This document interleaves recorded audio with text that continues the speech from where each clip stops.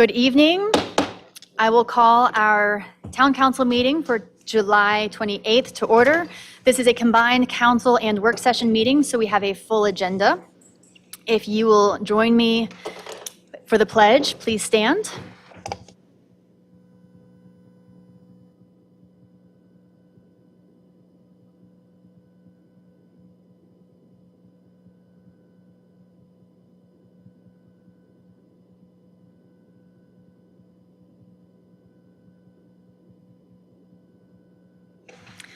Thank you. I have a couple things I would like to mention before we start. The first of which is tonight is our last town council meeting in this building. And I would just like to take a moment to recognize E.S. Douglas is our first Black mayor that this building is named after. The building will continue in its intended purpose as a community center from here on out. But starting next month, we will be meeting at the new town hall. We also have an open house at the town hall on August 13th. So first council meeting will be there on the 11th at 6 p.m. And then our open house, when the entire building is open, and we would love to have you guys come and see it, will be from 4 to 7 p.m. on that Thursday, the 13th. In addition, I would like to follow up on a town initiative that was presented by Director Greaves some time ago. Thank you, ma'am. We receive challenge coins as a way to recognize outstanding effort and service. They're primarily used among staff, but they were shared with the council in order for us to participate and share in that positive feedback. I received a call from a resident several months ago about her husband getting hurt and the way that our police department responded to that call. One of my favorite things about my job is to be the recipient of that kind of phone call. And I think that when I receive that call or when I receive good news, I think that that is really what these coins are supposed to represent within our staff and among Southern Pines. So I want to take this opportunity to let the two gentlemen from our police department know their actions made a lasting impression and their kindness did not go unnoticed. Mayor Pro Tem Pate suggested we share these stories with the public. So I'd like to ask Officer Harper and Officer Wells to come up, and if Chief Polidori can join you.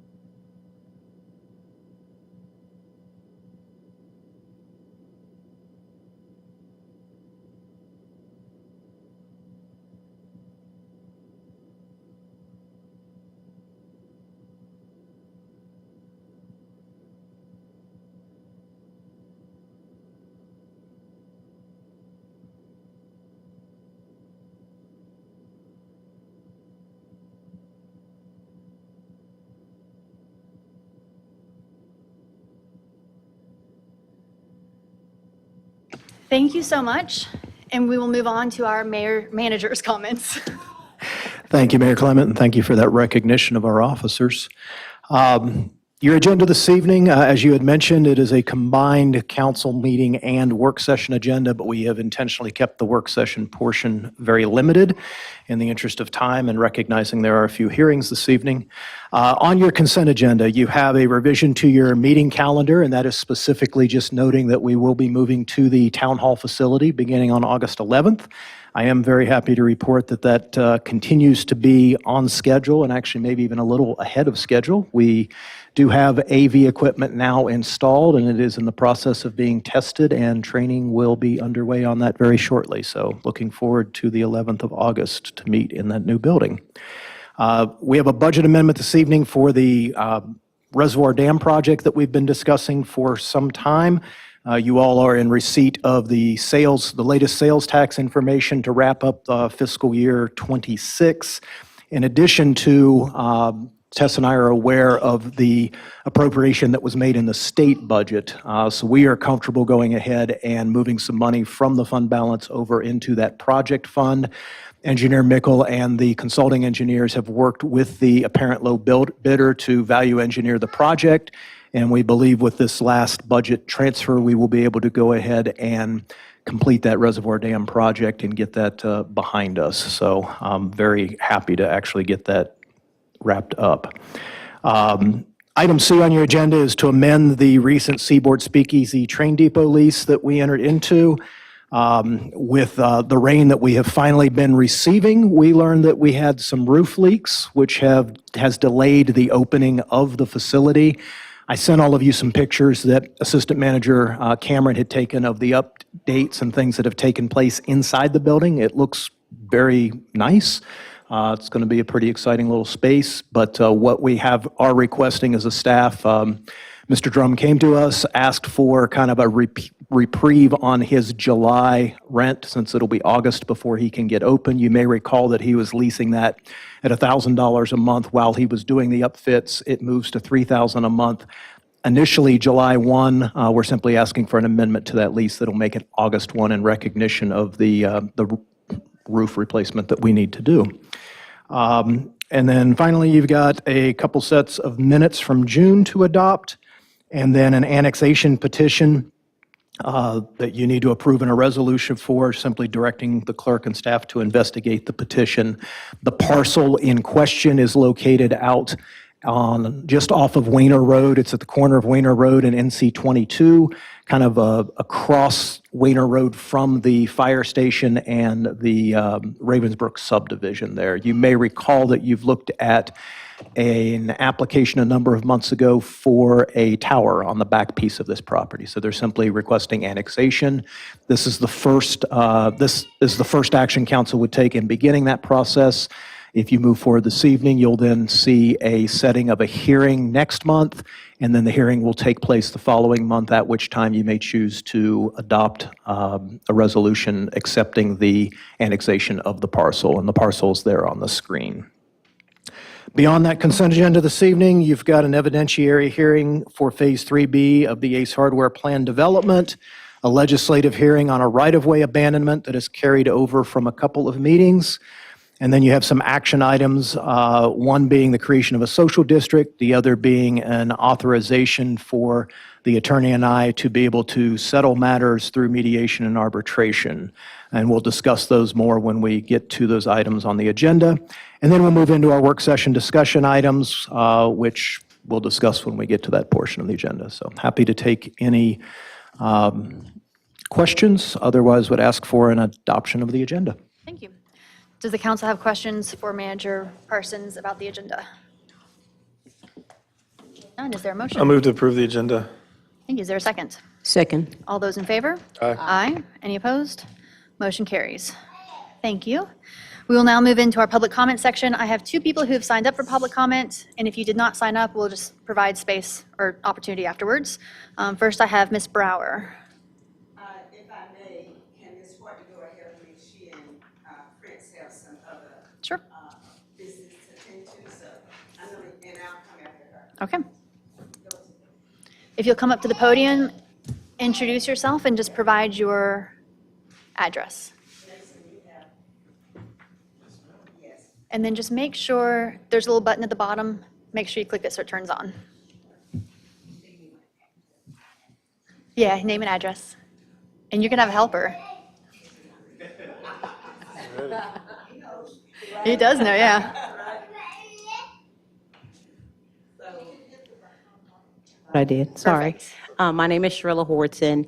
My business address, because I don't live in Southern Pines, I do apologize, but I do a lot of work in Southern Pines. I actually have an office at 1250 West New York Avenue at the West Southern Pines Center. And I would like to say good evening, Mayor and council members. My name is Sherilla Horton, and I am the founder of Youth Academics and Athletics Foundation. For the past 7 years, I have had the privilege of serving children and families in the Brookside Apartments community through tutoring, summer camp, back-to-school events, clothing assistance, family activities, and community events that bring residents together. During that time, I have learned one important lesson. Our young people don't just need programs, they need places where they feel safe, valued, and connected. That is why I strongly support bringing a YMCA to Moore County. A YMCA would create opportunities that many of our families currently don't have access to. Affordable youth sports, swimming lessons, after-school programs, leadership development, wellness programs, workforce development, and activities that keep young people engaged during the hours they're most vulnerable to negative influences. I've also had the opportunity to work alongside the Southern Pines Police Department on community events in Brookside. Those partnerships have shown me that when law enforcement, nonprofits, schools, businesses, and residents come together, relationships are built, trust grows, and communities become stronger. A YMCA will provide a permanent space where those partnerships could thrive every day, not just during special events. Investing in a YMCA is about more than just a building. It's an investment in prevention rather than intervention. It's about creating opportunities before young people enter the juvenile justice system, strengthening families before they reach a crisis, and giving every child, regardless of their zip code and address, a place to belong and succeed. Moore County has incredible potential. A YMCA would help us build on that great work already happening throughout our community and create an even brighter future for our children and families. Thank you for your time and for your commitment to Moore County. I appreciate your consideration. Thank you. Thank you, Ms. Horton, and thank you for the work that you do at Brookside.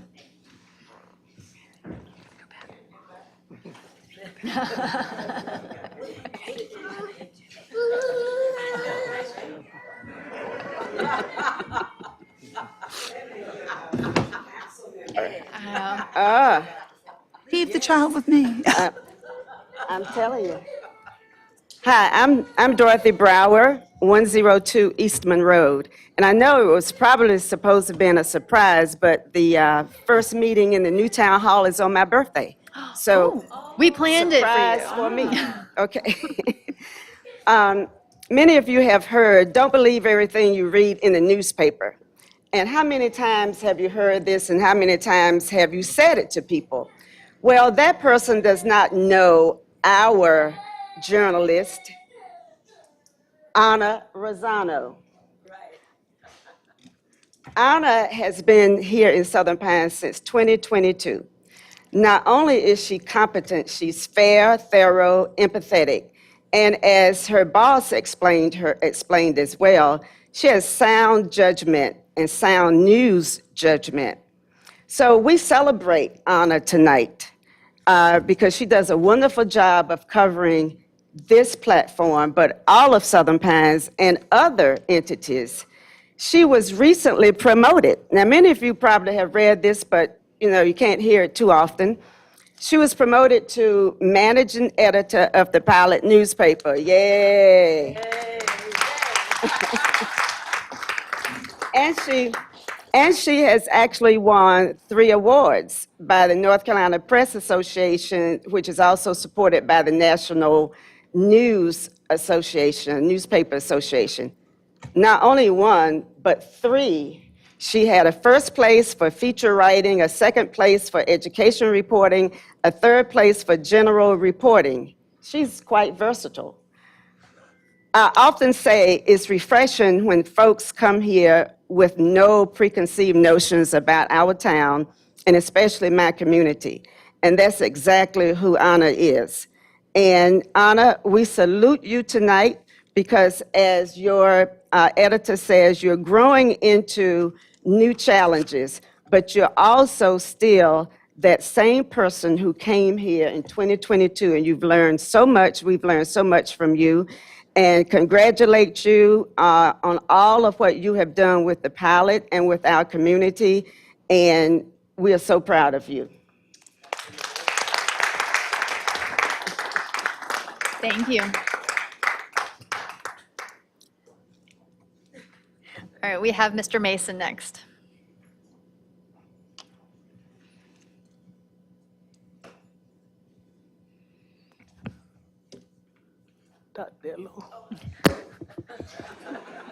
Arthur Mason, 980 West New Hampshire Avenue. Good afternoon, Council. Good afternoon. I'm here because it'll be piggybacking a little bit off of what Ms. Horton has said. Okay, I know we have the Boys and Girls Club here in Southern Pines, but I'm gonna tell you how tremendous it would be for us to have the YMCA here.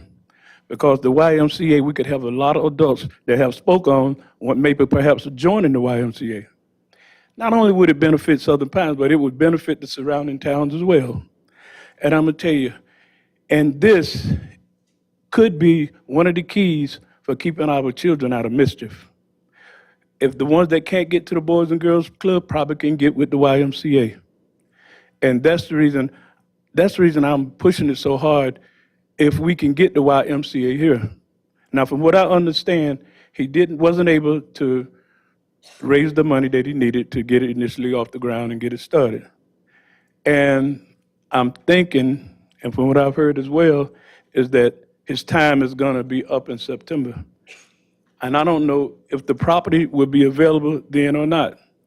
But what I'm coming to the town to plead is that would you please extend the time, if it's possible, of him maybe extend it another year, where some of the entities, different entities and organizations can get behind him to raise this money that he needs. And this is the reason I wanted to address the council this evening. So it was a time frame, because I think he's running out of time, and I'm gonna get a chance to speak with him on next week. So I just want to make sure that you guys knew how some of us felt, okay? Thank you very much. Thank you. Do we have anyone else who would like to provide public comment this evening? Okay, seeing none, we will move on. All right, I feel like I'm missing someone. All right, seeing none, I will move on to our consent agenda. Council, do you have any specific questions, or is there a motion? I'll make a motion to approve the consent agenda. Second. All those in favor? Aye. Any opposed? Motion carries. Hey, Bob, turn your mic on over there. Yes, ma'am. Are we voting together? No, I was in. Okay, just making sure. I didn't hear you. Yeah, no. Okay. All right. Sorry. I'm good. Just want to make sure if there was something we talked about it. Yeah, All no, right. I'm good, Okay. ma'am. Sorry. It's okay. All right, moving on to our first public hearing. It is an evidentiary hearing. Give me a quick moment as I pull up that. It is quasi-judicial, and state law has set specific procedures and rules concerning how this board must make its decision. Our discretion is limited, and decisions must be based upon competent, relevant, and substantial evidence on the record. If you'll be speaking as a witness, please focus on the facts and standards, not personal preference or opinion.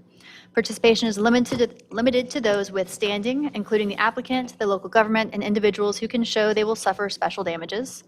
These parties may present evidence, call witnesses, and make legal arguments. Other individuals may serve as witnesses when called by the board, and testimony is limited, again, to facts, not opinions. Anyone providing expert opinion on property values and traffic will need to have professional expertise in that field and provide evidence upon which their expert opinion is based, and must swear or affirm their testimony. At this time, we will administer the oath for all individuals who intend to provide witness testimony. If you plan to speak, please stand and raise your right hand. Do you swear to tell the truth and only the truth in your testimony, as well as the responses to questions? Okay, thank you. I will now have Attorney McCarley qualify the council. Does any member of council have a fixed opinion prior to this hearing that is not susceptible to change? No. Has any member of council had ex parte communications about this matter? No. Does any member of council have a close familial, business, or other associational relationship with an affected person? No. Council have a financial interest in the outcome of this matter? No. Does the applicant wish to challenge any member of council on the basis of pre-hearing bias? For the record, all of them said no. Thank you. Thank you. All right, we'll now have Planner 1, Mr. Dale, come and present on behalf of our town staff. This is first presentation to us. Thank you, guys. Is this thing on? Yes. Beth, I would like to enter into the record this staff report as Exhibit A and this presentation as Exhibit B. All right. Well, good evening, everyone. Good evening. My name is Keenan, and I am going to be presenting the staff analysis of the Ace Hardware Phase 3B PDP.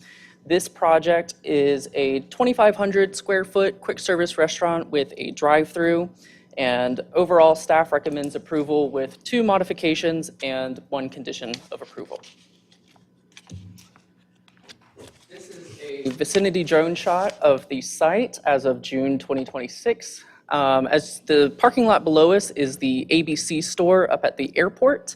This parcel is next to the ABC store, bordering on the corner of Airport Road and the entrance to the shopping center up there. As you can see, the site is already clear of existing vegetation except for the street trees along Capitol Drive. Some more orienting. This is up by the airport, along Airport Road, where the McDonald's, the Starbucks, Ace Provision Hardware is, and the Moore County ABC store. Again, the zoning is surrounded by PD with the exception of FRR, which is the Sand Hills Botanical Gardens. So back in 2022, the Ace Hardware Conceptual Development Plan was approved, and this is zooming in, Phase 3. This is the last phase of this CDP, and the outline showcases where this project is in relation to the rest of the site. Here's the proposed site layout. As you can see, Phase 3A included the ABC store, and then this is attached off of the parking lot of the ABC store. Again, it's a 2,500 square foot, give or take, quick serve restaurant with a drive-through.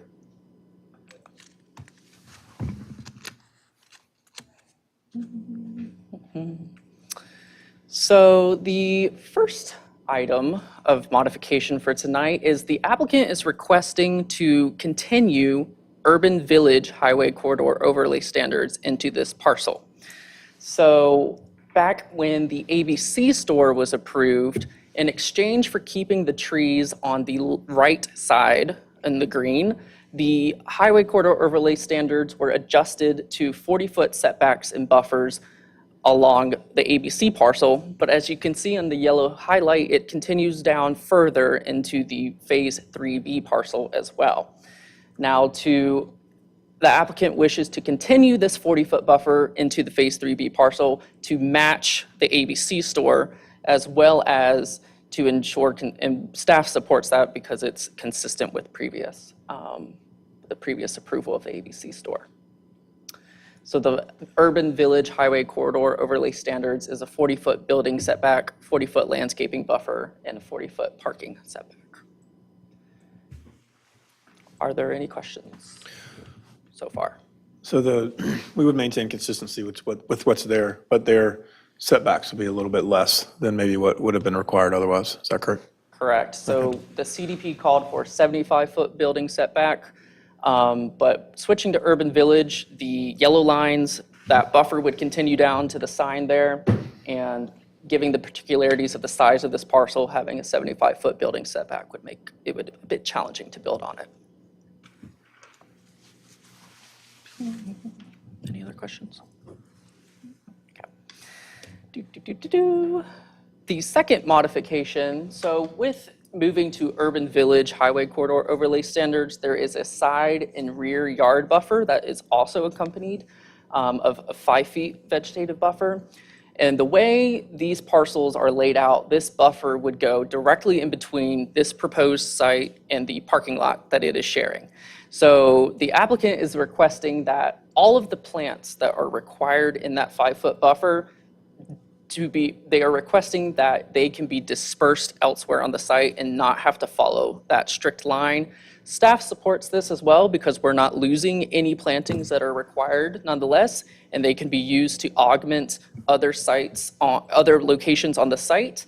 And it makes sense to not have the buffer right there as the drive-through entrance and exit, and the parking, it just cuts right through it. So will they go in the already established buffer by the street or just other places in the site? That will be determined at site plan. It can go on the street, it can go along the sides, it can buffer, it can augment the frontage zone, it could augment the perimeter landscaping around the drive-through. There's lots of different options where those plantings that would be required to go along the property line could go elsewhere on the site. There's enough space on the site for them to go elsewhere? Okay. Can you go to the map and show me where the drive-through would happen? Yes. Let's go to here. So this is the Ace parking lot, the ABC store parking lot. You can come in, so the entrance to the drive-through would be on this side, and it wraps around the building and exits into the parking lot. And the way you get to it is, do you go through the other parking lot to get to the drive-through? That's correct, yes. Which is not inconsistent with what's happened in the building, looking out from the ABC store, the group of buildings to the left. So there's the taco place that I hesitate to call by name because I can't remember what all the initials stand for, but there we go. There's a taco place, there's Roast on one end and taco place on the other. And people are pulling all the way behind the building to do a drive-through. No. So And that's we are creating pulling some through- issues. The drive-through is accessed through the ABC stores parking lot, Right. not the taco and No, I Roast. understand that. No, that was not my point. My point was that I think there are some hazards that we have approved in the past with that first block. As far as people getting out of cars, pedestrians moving across parking lots, and then it's also the drive-through.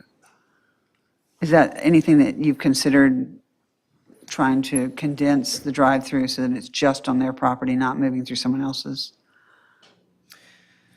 Well, the way that this, I'll defer to the applicant to speak more to the design of the drive-through, but the way this site is laid out and the parcel lines, accessing through this parking lot as opposed to the entrance of Capitol, right where it meets airport, or on the other side where it goes further into the development, I believe it could present to be a better design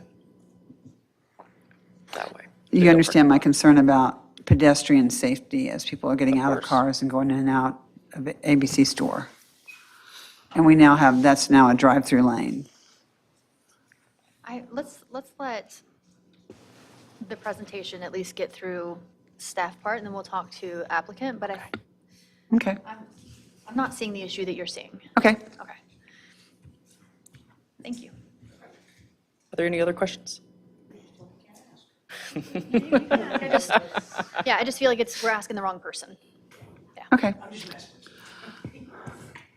Alrighty. Keenan, is this your first presentation to us? It is my first We will presentation try before to you be guys nice. tonight. Keenan. All of the plantings that were talked about ma'am. that would be moved, would all of them be gone out of that 5-foot area, or just some of them, or?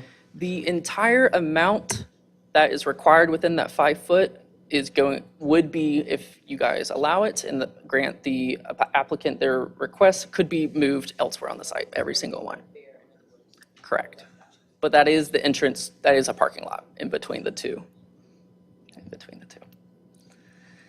I do have one quick question. Yeah. For those of us that are not tracking like a blue tick hound, when we use terms like quick serve restaurants, we're just talking fast food restaurants. We're talking like Burger King, McDonald's, blah, blah, blah. We're not talking like a restaurant. Correct. Okay, it's just a very, very sexy word for a drive-through. Okay, I'm tracking now. Thank you. Tell us later. It also, you don't need to tell us because we actually can't consider it in part of the application. So it's, no need to tell us specifics of what it is. I just wanted a definition. We're Yeah. using a definition. No, it's relevant when it comes to parking, for sure. No, I don't need to know what's going in there. I just want to know what the definition stood for. We use the term quick serve restaurant, and I want to make sure I understood the definition of that, those 3 words put together. And now I'm good. I don't care what you put in there. That's not my job. That's yours or theirs. Okay. I'm just trying to understand definitions. And I will commit to asking you that question when you have the microphone. Noted. Okay. You can go ahead. Well, speaking of parking, back when the ABC store was approved, there was a condition of approval with the ABC store that this phase shall not have any off-street parking associated with it, and that is to use parking that is already existing within the ACE CDP. Staff recommends including this condition as a condition of approval for this project as well, verbatim, same language, just to ensure that there's no ambiguity and ensure consistency across projects. The applicant has included some preliminary building elevations. Architecture review is required for this project since it is under 10,000 square feet. If it is fully compliant with all of the architectural standards, it can be administratively approved. And this will be done at a later time during site plan review. There's some more.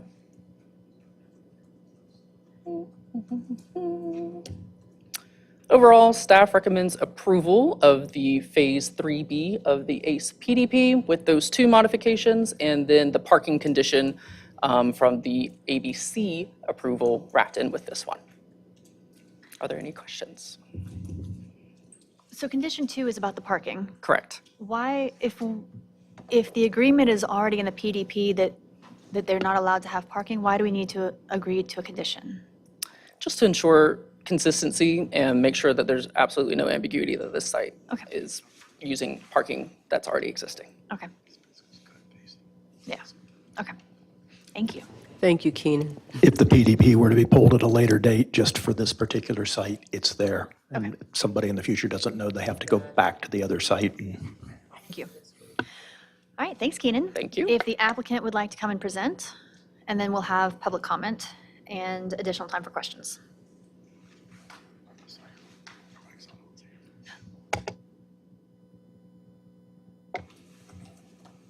Hi, I'm Paul Satoff with V3. Thanks, Keenan, for the presentation, and thanks for working with us on this project. Thanks for the town council for hearing us tonight. We're here just to answer any additional questions. We have representatives from Civil Engineering Group and Traffic, if you have any questions for them.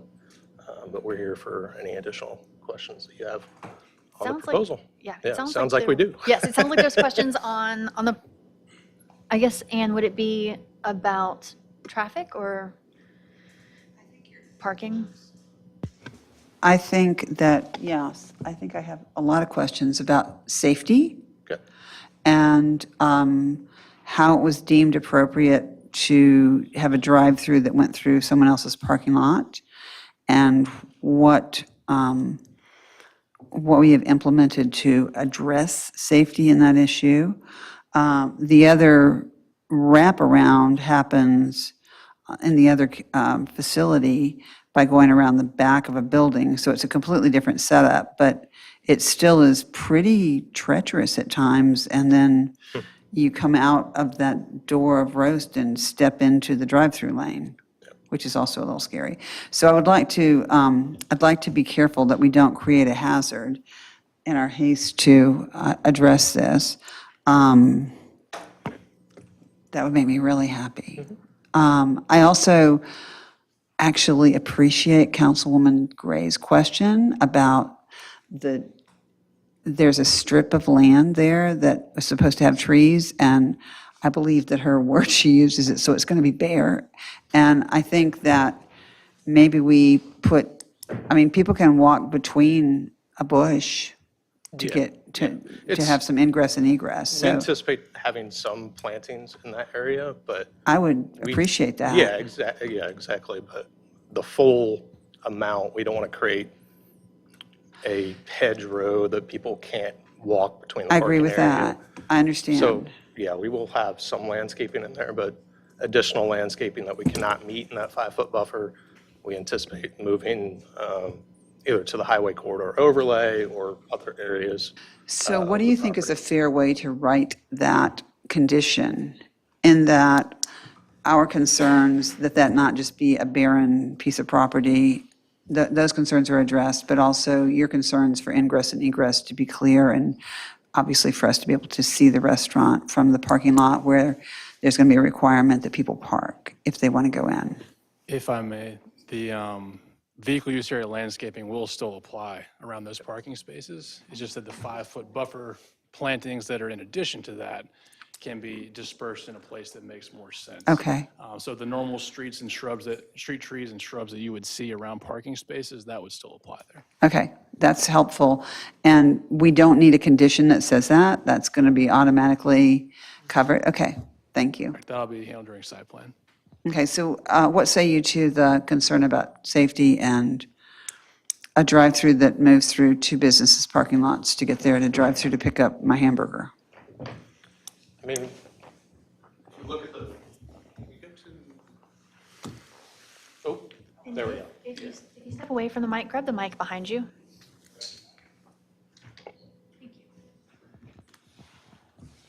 Yeah, so there are two entrances. Yes. I mean, there's two entrances into the existing parking area. So users coming here could come through this way. You have a stacking lane, which has 15 stacking spots, which is over the minimum requirement. These will be marked with traffic, walking lanes. So I don't foresee any issues with pedestrian conflicts. But it's going to be up to the driver of the car that's about to drive through, whether they would go in beside the ABC store or the next aisle over. There are going to be two entrances, is that correct? Correct. At this time, I mean, there could be markings or signage, but at this time, we're not showing that. We haven't addressed that at all in our thinking, right? Right now? No. Okay. And when someone comes out of the drive-through, you may need that microphone again. When someone comes out the drive-through, where are they going to exit? And do they exit into? Exit through here, back on the Capitol Drive. So we're going out the same place that cars came in? Okay. Were you done, Ann? I'm sorry. Yes, thank you. No, I just, so I was looking through this, I'm looking under the pedestrian connectivity, and I'm seeing sidewalks being mentioned, so, I'm hearing a little bit clearer Councilwoman Peterson's concern about pedestrians walking in areas where drive-through cars are going to be coming through, so, and then I just heard you mention something about like a walk lane. Yeah, like the pedestrian markings that you see typically for a crosswalk. Okay. So it's not really a sidewalk, but Well- it would be, There are sidewalks, so these sidewalks have already been installed. There is a sidewalk that runs along Capitol Drive through here and then out towards Airport Road. We'll make a connection here to the proposed restaurant here. It will cross the drive-through lane, and that will be necessary for pedestrian movement. Just had, you done? I just have two quick questions. I'm good with the overall concept, Phase 3B. But real quickly, and forgive me, I'm not sure if this is going to be more directed at you or Keenan, probably a little bit of a tag team. I mean, I was down in Georgia for a week, so my brain's a little fried, so you can speak to me like at Elmo level. But when we start talking about traffic and circulation, my biggest concern is this packet that we got references a prior traffic impact analysis and trip generation comparison. Do we feel comfortable that that packet that was done previously, no date, is sufficient for putting in a store that could generate up to, I mean, if you're going to look at it, anywhere from 600 to 900 cars per day. So does that traffic pattern analysis could be fine? We are sitting on the center, about 680 meters toward the circle. We're sitting at our community college. We're looking at traffic hours in the morning. I take that every day to pop in there. We just wonder if we're good. We still think that document holds weight. I can move forward. That'd be great. Yes, that was brought before the technical review committee, Okay. and all departments and the engineering department reviewed it and are satisfied with the report. And then I had one, you know what, that's great. I appreciate that. Thank you. But following up on that question, but to be clear, the TIA refers only to the external roads. It does not deal, the TIA would never deal with an internal issue. If there was a safety issue within parking lots, that is not anything that TIA is going to touch. And that's why I brought it up, because you were tracking on the interior. I was just looking at the traffic going to and Right. from the college, and then there's a high school on the other side there, and it is a dated document, so as long as the staff's comfortable with it in all sections, Keenan, I'm good with it, and I appreciate that. But it might be something down the road we have to revisit, just to make sure that we have safety. Yeah. Does the council have other questions for the applicant at this time, or are you guys okay if we have public comment and then come back to questions? Are we going to hear from the attorney or not? Because I would love to ask her about the quick serve definition that you were trying to add something, you needed to say something. Jessica Bowers with Smith Bowers out of Raleigh, 127 West Hargett Street, Suite 504, Raleigh 27601. I try to stay out of the way of the client because I know a heck of a lot more about these projects than the lawyers do. No offense to the lawyers in the room. But I was informed and have known for some time that there is an NDA here, so the ultimate target for this restaurant is not able to be disclosed at this time. However, Matt Taggart here with Retz and Companies has assured me to narrow the definition, that is not your McDonald's, your Burger King, your Taco Bell, but I'm going to let him speak specifically to that, to what he's allowed to do within the terms of the agreement. Let me quickly have our attorney weigh in on how much we can actually hear and consider. And if we can't consider it at all, then I'm just going to ask you not to disclose more. I think the category is a reasonable issue to ask about. Trying to figure out what brand it is Okay. not a land use Okay, issue. you all can come ahead then. Thanks. Back, I'll come right back, Ann. Thank you, appreciate you. I'll bring in the left-hander. Hello, council. My name is Matthew Taggart with Retz and Companies. We're at 2075 Juniper Lake Road in West End, North Carolina. I know it's a little bit of splitting hairs, but there is a difference between fast food and a quick service restaurant. Typically, where you're going to see that difference is how food is prepared and how it's served in that restaurant. That's going to be your major discrepancy between these two. It also does play a big difference in how the drive-through lane works. We all know how the McDonald's drive-through lane works. You get double-sided lanes, you get everybody in there packed in, and you're running it full circle. Well, for this particular QSR, unless you're ordering from your app, you're not utilizing the drive-through. It's that simple. You'd have to order your food via an app and then pull in through the drive-through, wait for your food to be prepared, and then served to you out the window. So it's not as high traffic of a drive-through as what you're typically used to. Considering that, I would recommend that if that is something this council feels is relevant to how the drive-through functions and safety, that maybe we consider that being part of the condition, that this doesn't become what may be considered, I don't want to approve something now and then have whatever your lovely business is go out of business and then something else come in like a McDonald's that would cause, I don't mean to, it's not about McDonald's, something that's fast food, that's going to be a higher traffic, more dense potential. I guess what came to my mind, which I was going to ask, but you're here, so I can ask. And this is really for our town staff as well. What came to mind, it's not in Southern Pines and Aberdeen. There was a Starbucks that was crammed into sort of a parking lot. It's been a disaster because it backs up into the lot, blocks the road. If we have any ability to get this designed to where we can do everything possible to make sure that that doesn't happen and that everything's blocked from the get-go. I just want to make sure we don't fail to address something we can do to avoid what happened with the Aberdeen Starbucks. Sure. Could jump in just to may make it feel a little better. The UDO standard minimum stacking requirement for a restaurant is only 9 spaces. They've got 15, so they've got pretty good wiggle room with that. And that's pretty generalized across restaurants in a general business type zone. Doesn't really specify to this extent. Not be that requirement. I think it's beneficial that it's not spilling out into the main street as well. Yeah. You have some space where it does back up, But then if it backs up, you create a parking hazard. but you're not blocking traffic. Yeah.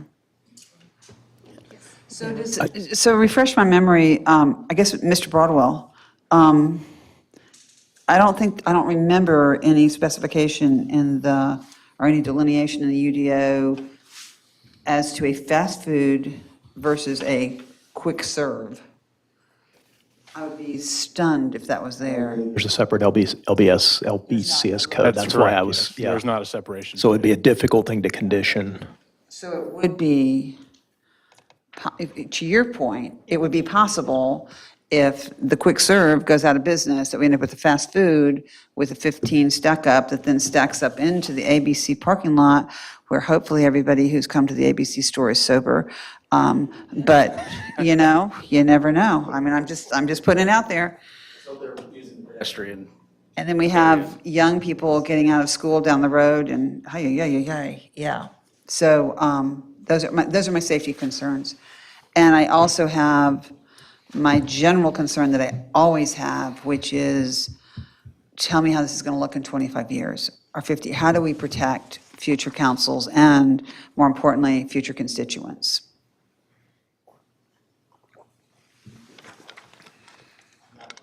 If I can answer that question.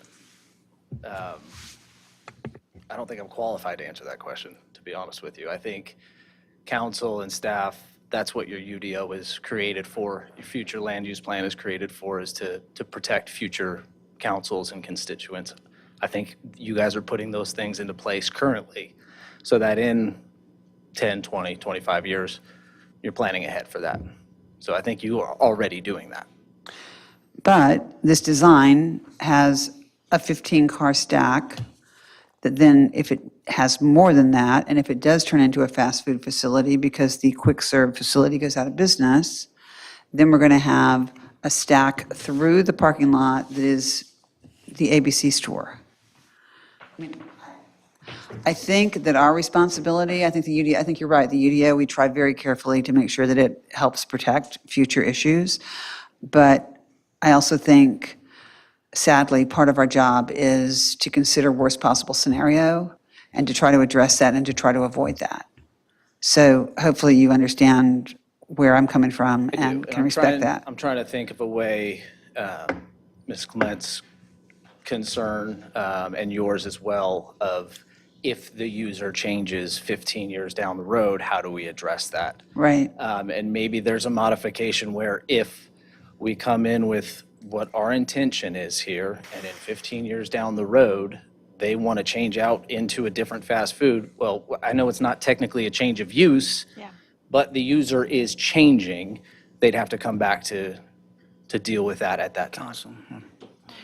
Do you see anything, any language that we could, and sorry, Reagan, you had your mic on before. Was that what you were trying to say? I was actually going Okay, ask good. about the LBC. Okay. Yes. So, Mr. Broadwell, is there some kind of language that we could put on this that would restrict use or require them to come back to a council in the future if it changed? If the use changed outside what was allowed in the CDP under the ACE list in their CDP, which is pretty large, there's most things you can imagine in GB are allowed in there. Yeah. If it was not allowed in there, then of course they would have to come in for an amendment. If it was a use that was outside of a restaurant that was going to go on that site, then yes, because that wasn't what was approved during the PDP. Yeah.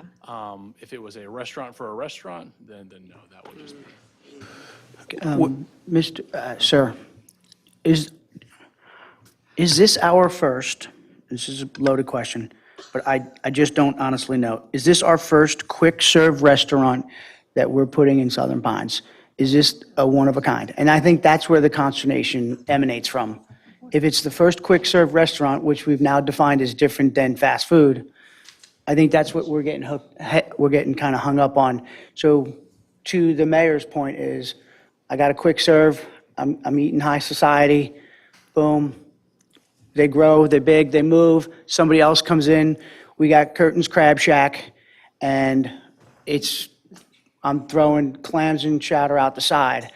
That's really what I worry about. To Is answer this the our part of your first one? question Is no, and our zoning codes do not delineate that far down into the definitions there. Okay, And I thank you. think that the biggest point is, under Chapter 5, we talk about the stacking space minimum requirement.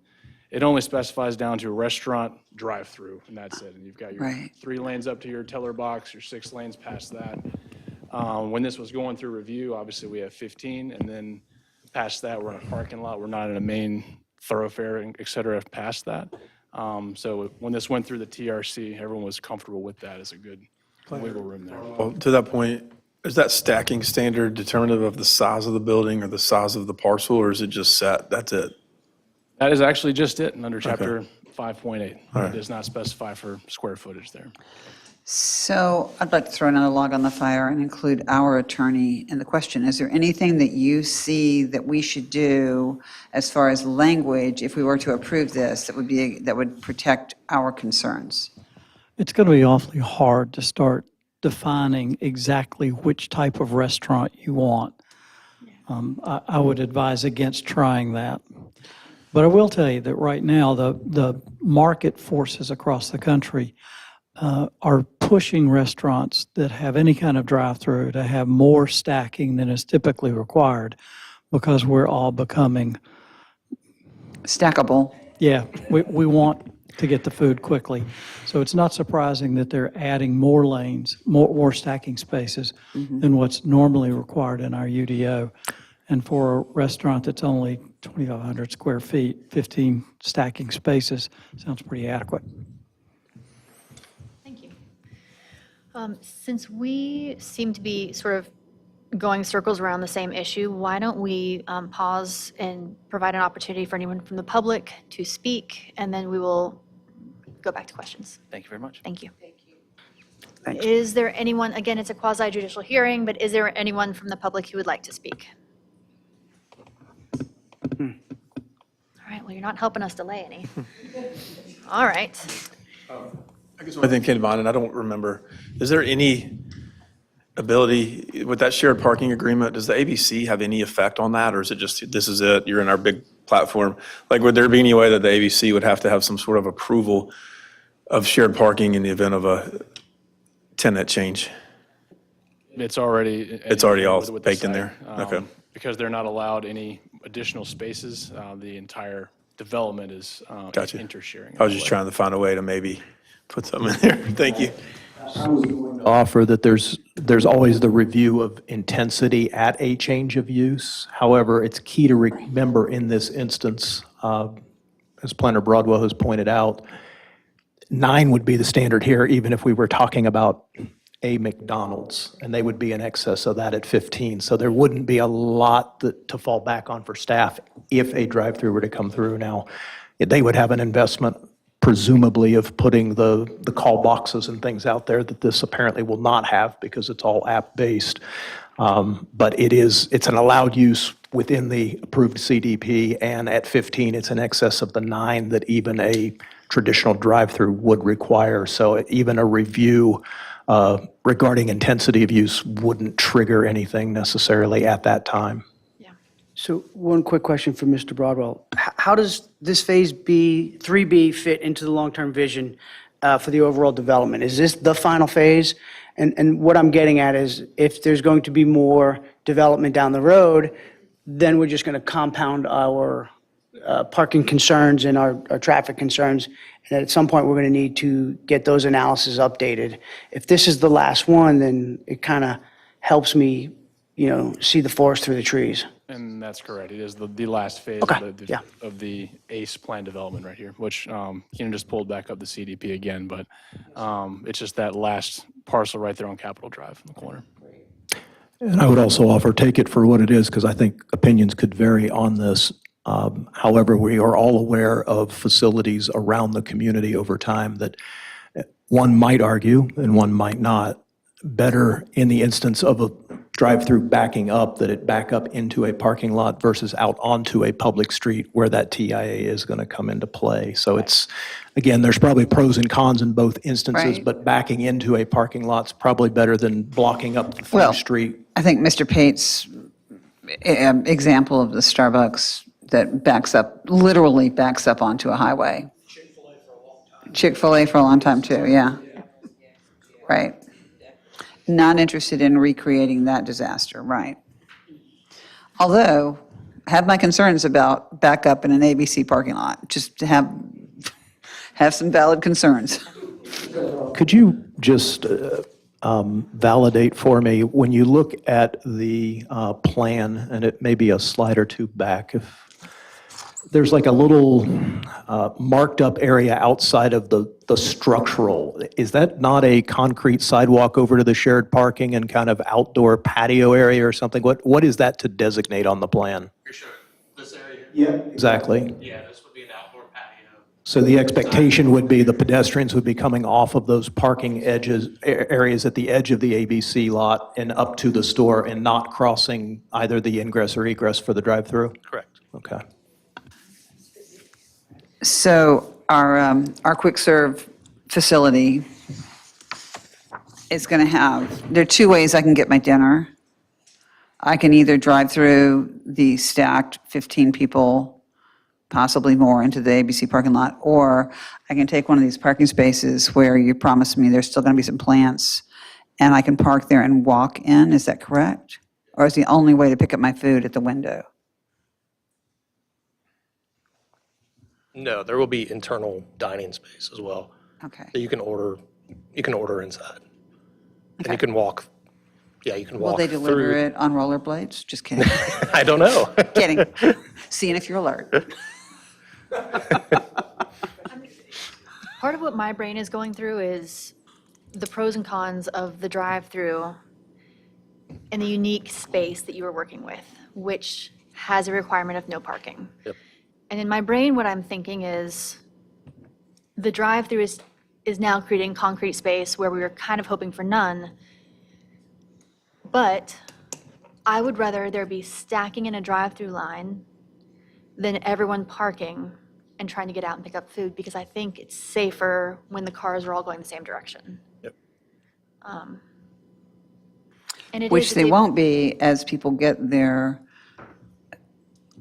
loot from the ABC store and want to pull out of that first entrance. So they're going to come against the traffic. Well, but if they were all getting out and picking up their food, then you're going to have lots of cars have- parking and backing up. You're going to have lots of people with varied objectives. But also, they have no parking because it's part of the PDP. Right, and I actually understand what the planning department was trying to do with the no park. I'm not interested in covering the county with concrete and creating more parking than we need. And I understand the shared parking objective. I support it, in fact.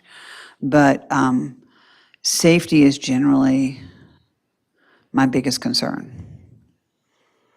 And I see people possibly frustrated trying to get out of the ABC lot and pull out the way that people are coming in unless there's a definite sign that you've got to come in to the second entrance, which is also the exit that people come out of. I'm just not sure how well the flow has been addressed here. Is that something the applicant would be willing to negotiate with, is directional signage in the parking lot? We can look at that at the time of site plan approval. I mean, we'll have additional signage for the buildings that will need to be approved, and we can also look at directional signage as well. Yep. For our planning staff, is that something that they need to, does that also have to go through ABC or, I mean, because it's a shared parking lot, can we condition directional signage in a shared parking lot? After There the would be fact. nothing during site plan review that I'm aware of that would require that unless you add a condition to right now. But it is a reasonable condition? Okay. Thank you. I like when I see Mac shake his head. I love when Mac nods yes And at us. by yeah. no- I mean nod his head. The shaking I don't like. Stick with the nod, stick with the nod. All right. Are there other questions for the applicant or staff? Okay, seeing none, I'm going to close the public hearing. Would you all like time to discuss, or is there a motion or thoughts? I think the conditional signage in the parking lot probably is. I think there might need to be a break for us to have the language composed that would Directional. direction, and also, I think it's important that those signs be created in conjunction with the other owner of the property, in this case, the ABC store. Do we need to, but we don't need to check with them before we create a condition?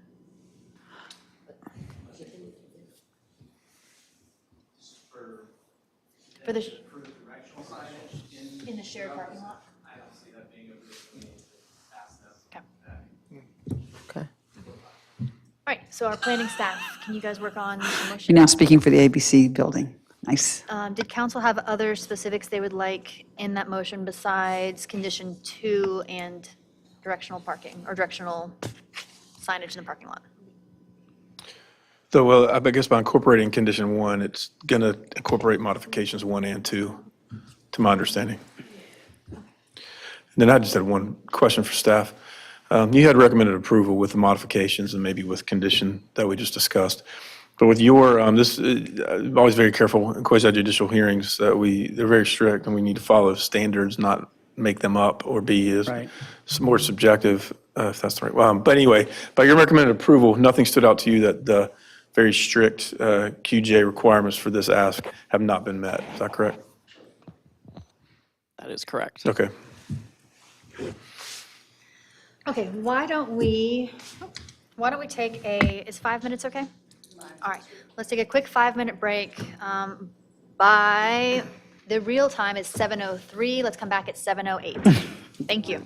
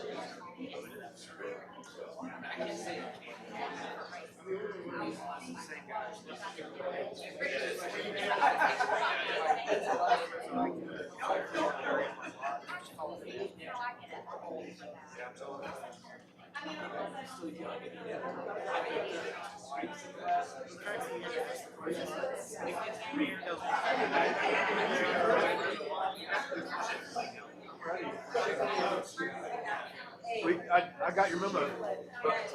Yes. Send it to you, James. That'd be a little.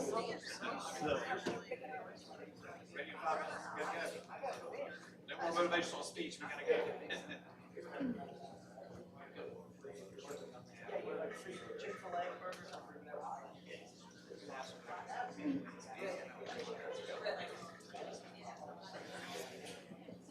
Good?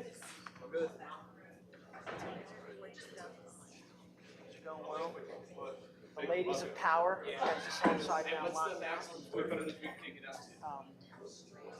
I literally was down at Fort Benning late Wednesday night after I got through you.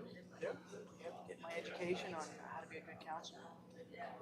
I lost it all down in Fort Benning, Georgia. Out in the woods, walking, it was hot. These were worse than here. So I got in Sunday night, and I'm like, oh my God. I'm almost coached, but I coach football. Yeah,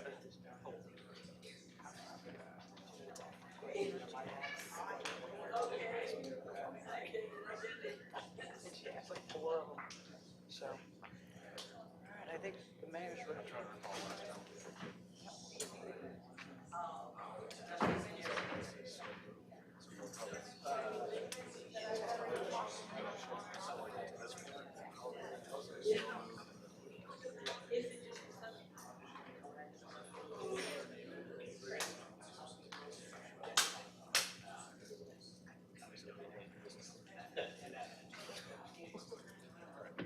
Okay, cool.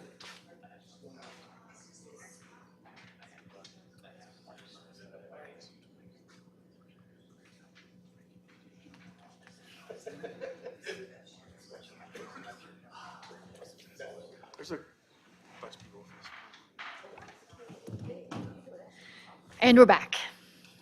All right, staff, do you have a motion that seems appropriate? We do, and the applicant concurs with it as well. So I If can you- read to you now real quick to make sure it sounds good to you. If you'll please do that, yes.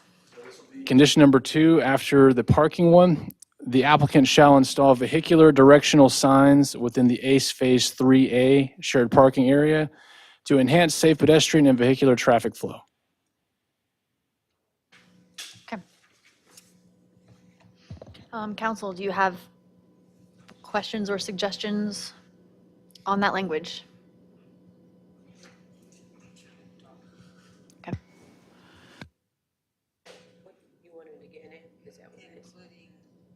Including but not limited to the possibility of a crosswalk for safe pedestrian passage. So within the parking lot, in other words, which DOT would not have to approve. I don't know where you would put it even though. Well, I'm putting it from the parking spaces into the ABC store. So you'd have to stop at the crosswalk, but.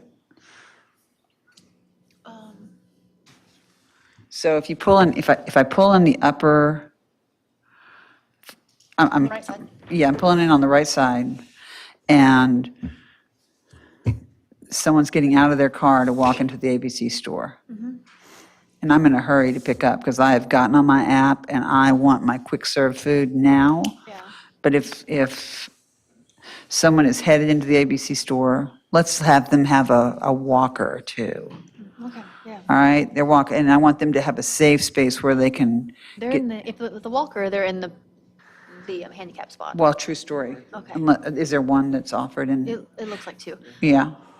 Anyway. I feel like, I guess I'm confused about where it would go because if someone is parked 5 spots down, they're not going to walk back this way for the crosswalk. To get to the crosswalk. And then if there's a crosswalk right at the entrance, are we then slowing Yeah, traffic down as they come in? I think my language should probably be including if necessary or would be beneficial is probably a better way to do it. If there's some way that makes sense to help with, if we anticipate worst possible scenario, which I think is our job, or one of many of them. So the possibility of a crosswalk in the future needing to be there to offer safe passage. I don't know. I mean, I'm trying to make it, again, safety is what's driving my comments. Currently, there are crosswalks painted directly parallel to Capitol Drive there on the southern portion of the parking lot. Right, noted. Are you saying that an additional one I perhaps? was saying where within the parking lot, immediately parallel to the drive-through perhaps? right, I'm doing like a pull off the road at the service center in New Jersey, kind of a crosswalk, where cars are speeding in and out, and you want a crosswalk where it's sacred, where somebody is safe, and their cars have to stop, have to yield. Might have to defer to the applicant if there's anything feasible there. Mandated that it has to happen, but a crosswalk may be something that makes sense if people start backing up, if cars start backing up. So I want the possibility of a crosswalk, if that makes sense, to address safety issues. But I don't want to mandate it. I think, do your lawyer thing, Yeah. go. Yeah, because I thought you don't know had where you- addressed where- that. I wasn't sure. Mandate, it may just be simply, it's on the record and it can be reviewed as part of the site plan That's what I prior to, okay. Yeah. Staff feel okay with that? No need for a condition for that. No, I think you're right. I mean, exactly. It's a possibility. Yeah, and I'm looking, I don't know where you would put one without removing 1 or 2 existing parking spots, because there's like nowhere to Right. connect it, but if it's, I'm just, If staff will make note to review that at site plan review, that would be great. We will, absolutely. All right, are there other questions about the motion? Or does someone feel comfortable making that motion? And you can repeat it, or you can just say, so yep, moved. I got it. I will first move to adopt attachment 1 of the staff report as drafted as finding of fact for PD-04-26. Is there a second? Second. All those in favor? Aye. aye. Aye. I'm Okay, good. I was like, I wasn't sure, Sorry. okay. Late to the party, sorry. That's all right. And then, All right, and then therefore, I will make a motion to Approve the preliminary development plat for PD-04-26 with the following additional conditions. Condition 1, as stated in the staff report tonight, and then condition 2, as read into the record by Planner Broadwell. Thank you. Is there a second? Second that motion. All those in favor? Aye. Aye. Any opposed? Motion carries. Thank you, guys. Thanks. All right, moving on to our second public hearing. We're now into legislative hearings. The first is the right-of-way abandonment request from the Gaddises. And I think we have someone here to present for them.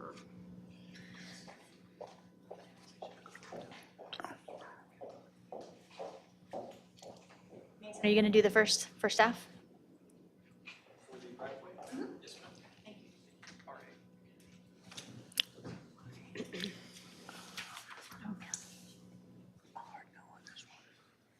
This is right down the road from me. I live on Hill Road. So the neighbors are always beating down my door. I live on Hill Road. There we are. All right, Mason Maddox with the town. I am presenting this on behalf of our applicants.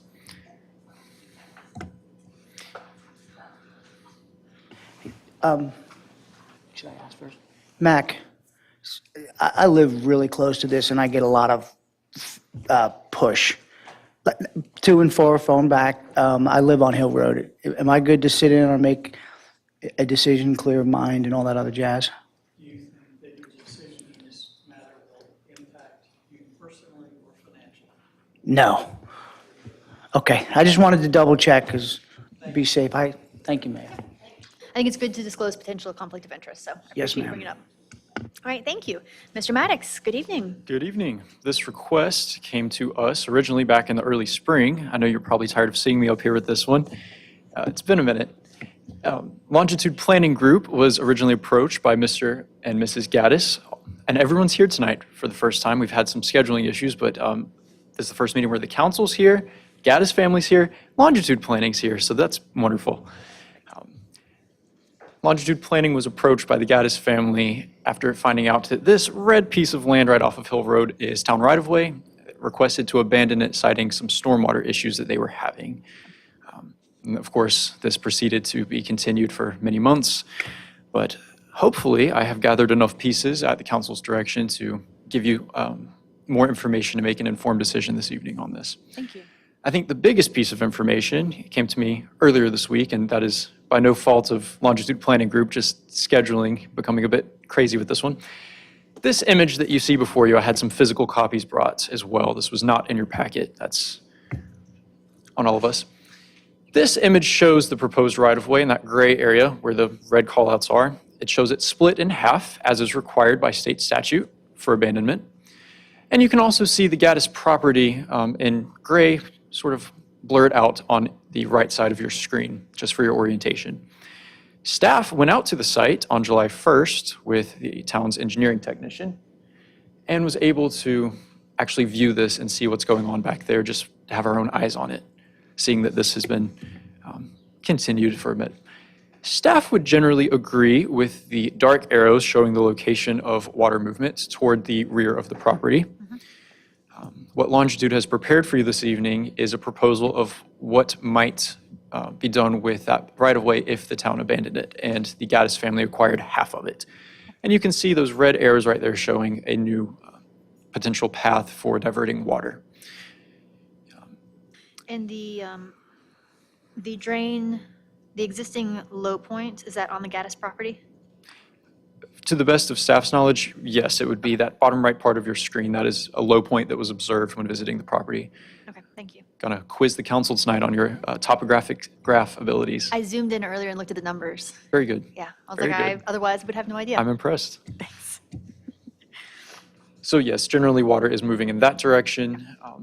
One of the directions of the council was for neighbors to be consulted. I did successfully reach out to the neighbor who would be acquiring the other portion of the right-of-way. A gentleman has not moved in yet or is in the process of moving in. Had to track him down from our water billing because the GIS hasn't updated.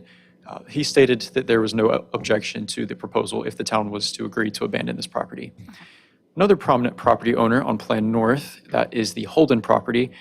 We played phone tag a bit. I ultimately was not able to reach Mrs. Holden on that issue. Where's the Holden property located? It is directly north. It's off screen a bit, but you see that drainage area. Is this north? Yes, ma'am. Okay, Yeah. this is north. Sorry, trying to do image north more so than perhaps plan north, and I've cut the arrows off of this one. Thank you. Yes. This one might also be a little bit more useful. I could point out a couple things. Actually, one more thing to point out. Hill Road for your orientation, Indiana Avenue, this would be the Holden property, the Gaddis property, and then the, Gaddis property, Holden property up here off screen, and then this would be the adjacent property owner's property who I spoke with, Mr. Van Pernis. And were there topo concerns that you had regarding the Holden property? To the best of staff's knowledge, no. Why do you say that?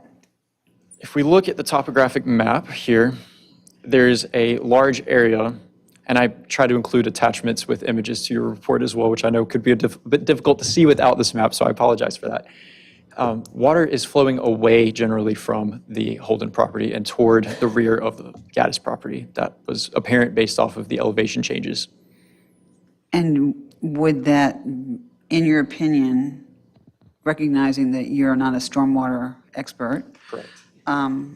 would that be true if the revisions were made to the right-of-way? Would that continue to be true? The proposal with the revisions to the right-of-way, if you mean abandoning it and them having half of it, do not propose a new output location for that stormwater. There's a very low area next to their residence, and actually I might be able to get you, these were in the report, but I know they were a bit hard to follow. This is facing the rear of their property if we are standing a little bit in from Hill Road. The Holden property would be on your image left, and generally the yellow arrows follow and agree with this image of moving down and to the right. So if we look at that there, staff could visibly tell that an elevation change exists where the low point is away from that property. And remind me the date that you visited the property. July 1st, ma'am.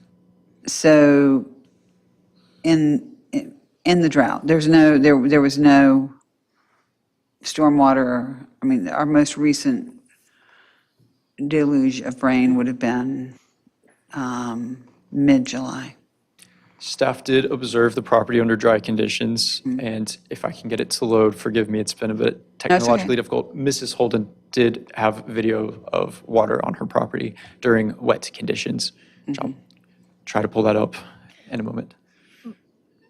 But based on the topography of the area, it's not flowing from here. It couldn't be. Here, ma'am? Well, I mean, it couldn't be flowing from this piece of property. It would have to be flowing uphill in order to go north. To get to the Holden, so it's flowing from somewhere else. Generally speaking, yes, Okay. ma'am. And then this is that low area to the right of the house. If we're in the backyard facing the rear of the home. It just keeps going down from there. That's where the water's going now. I'm sorry, did I? Best of staff's understanding. This topographical map, is this a 1/50,000 or 1/250? I will defer that. The reason why I asked that is because when we look at the numerical designations, that's significant if I'm looking at 1/50 vice 1/250. Either way, though, to the mayor's point, water running uphill is a challenge. But if there's possibilities where, I did not walk on the property because I didn't want Chief Polidori and the rest of the police that were in the back of the room to arrest me. I was nervous originally for that. But when we look at the declination of the terrain out there, is it pretty significant when you walked it? So when you got up on Holden and you walked down to Mr. and Mrs. Gaddis, was it, as your feet hit the earth's surface, you could see that there was a decent gradual decline? To my, and I know I'm a planner, but in this case, lay perspective, yes. There was an yeah. elevation change going down. Okay. All right. Yeah, I appreciate that. And it's important. It doesn't go uphill.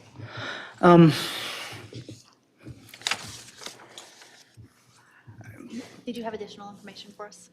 That's all at this time. The author of this map is here if there are questions, as well as the Gaddis How- family themselves. How many times did you attempt to contact Mrs. Holden? Twice, ma'am. Okay, and how many times did she try to call you back? Once, ma'am. Okay. In between the two. And Voicemail with when did you try to contact her? approximately 1 week after the site visit, so we're in First week in July? week of July, yes, ma'am. Thank you for doing your due diligence. Yeah. It's been a bit of an Aaron Brockovich case, for sure, going out there, recognizing the phone numbers, and yeah, we're getting there. If All right. the applicant would like to, would like to speak. The applicant is The available applicant's to answer. representative. Yes, technical representative, would you like? The floor. Who's this guy? And if you, are you going to do it from there? That's perfect, thank you.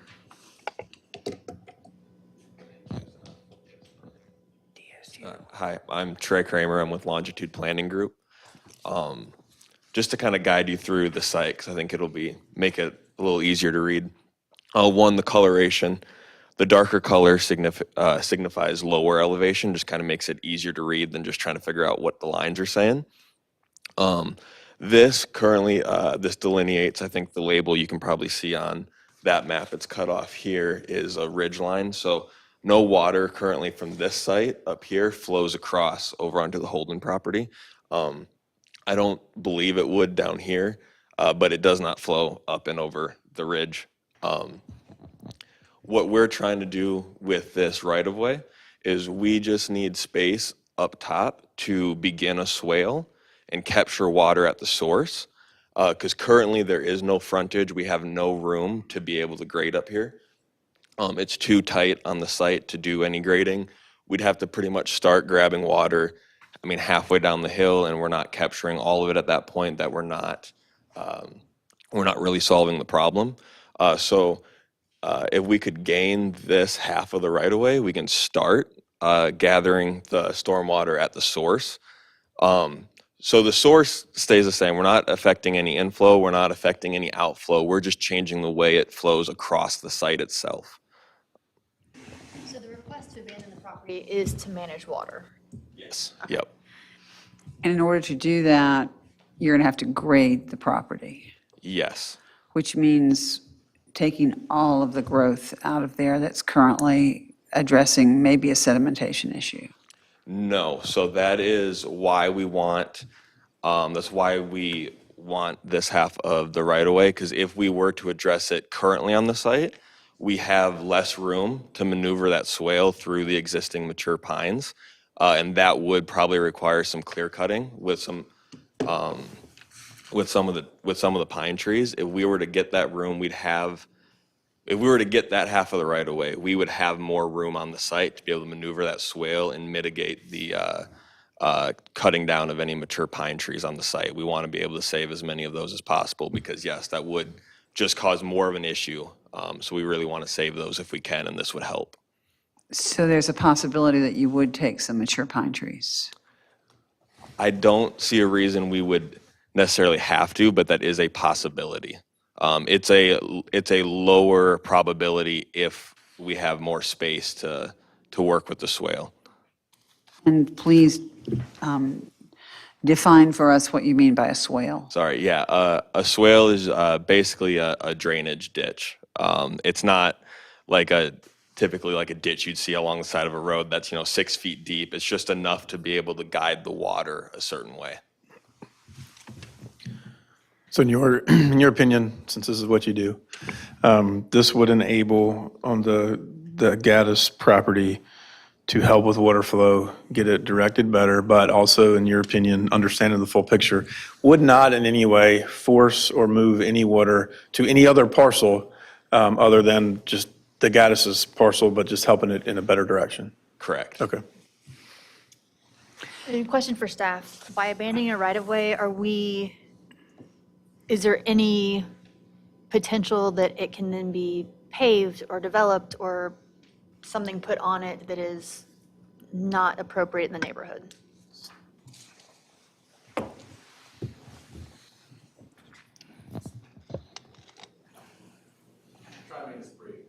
So the current Gaddis property is about 1.6 acres. It could be subdivided into with a major subdivision. If they acquire half the right-of-way, they still don't have enough of that minimum lot width, which is 45 feet, to have a new lot that fronts Hill Road. If they were to acquire the whole thing, then yes, they would, and in which case, then that could qualify for a minor, and you would have a house fronting Hill Road and a house fronting East Indiana. But they would only meet those dimensional standards if they acquired the whole thing, not as the just half that you see right here. That's actually a great answer. I didn't even think it was that good of a question. Yeah. So Okay. Abandoned the entire right-of-way, which is what we're being asked to do, and the neighbor sells their half back to the Gaddises, there's a possibility that there could be development off of Hill Road. In that case, yes, Right, that possibility would be there. right. That would be, I mean, when we abandon a right-of-way, it becomes half and half ownership title-wise.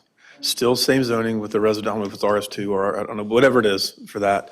And then they would still have to apply for all the approvals if they were to do any minor subdivisions. It's not a by right of, I mean, subject to what they can ask for. They would have to apply for a minor, and it would have to meet all those dimensional standards, but that would be a purely administrative Yeah. approval that would never come before. But that doesn't happen like automatically. This is just merely, we abandon it, title, half of it goes to them, half of it goes to the gentleman's name you mentioned. Yeah.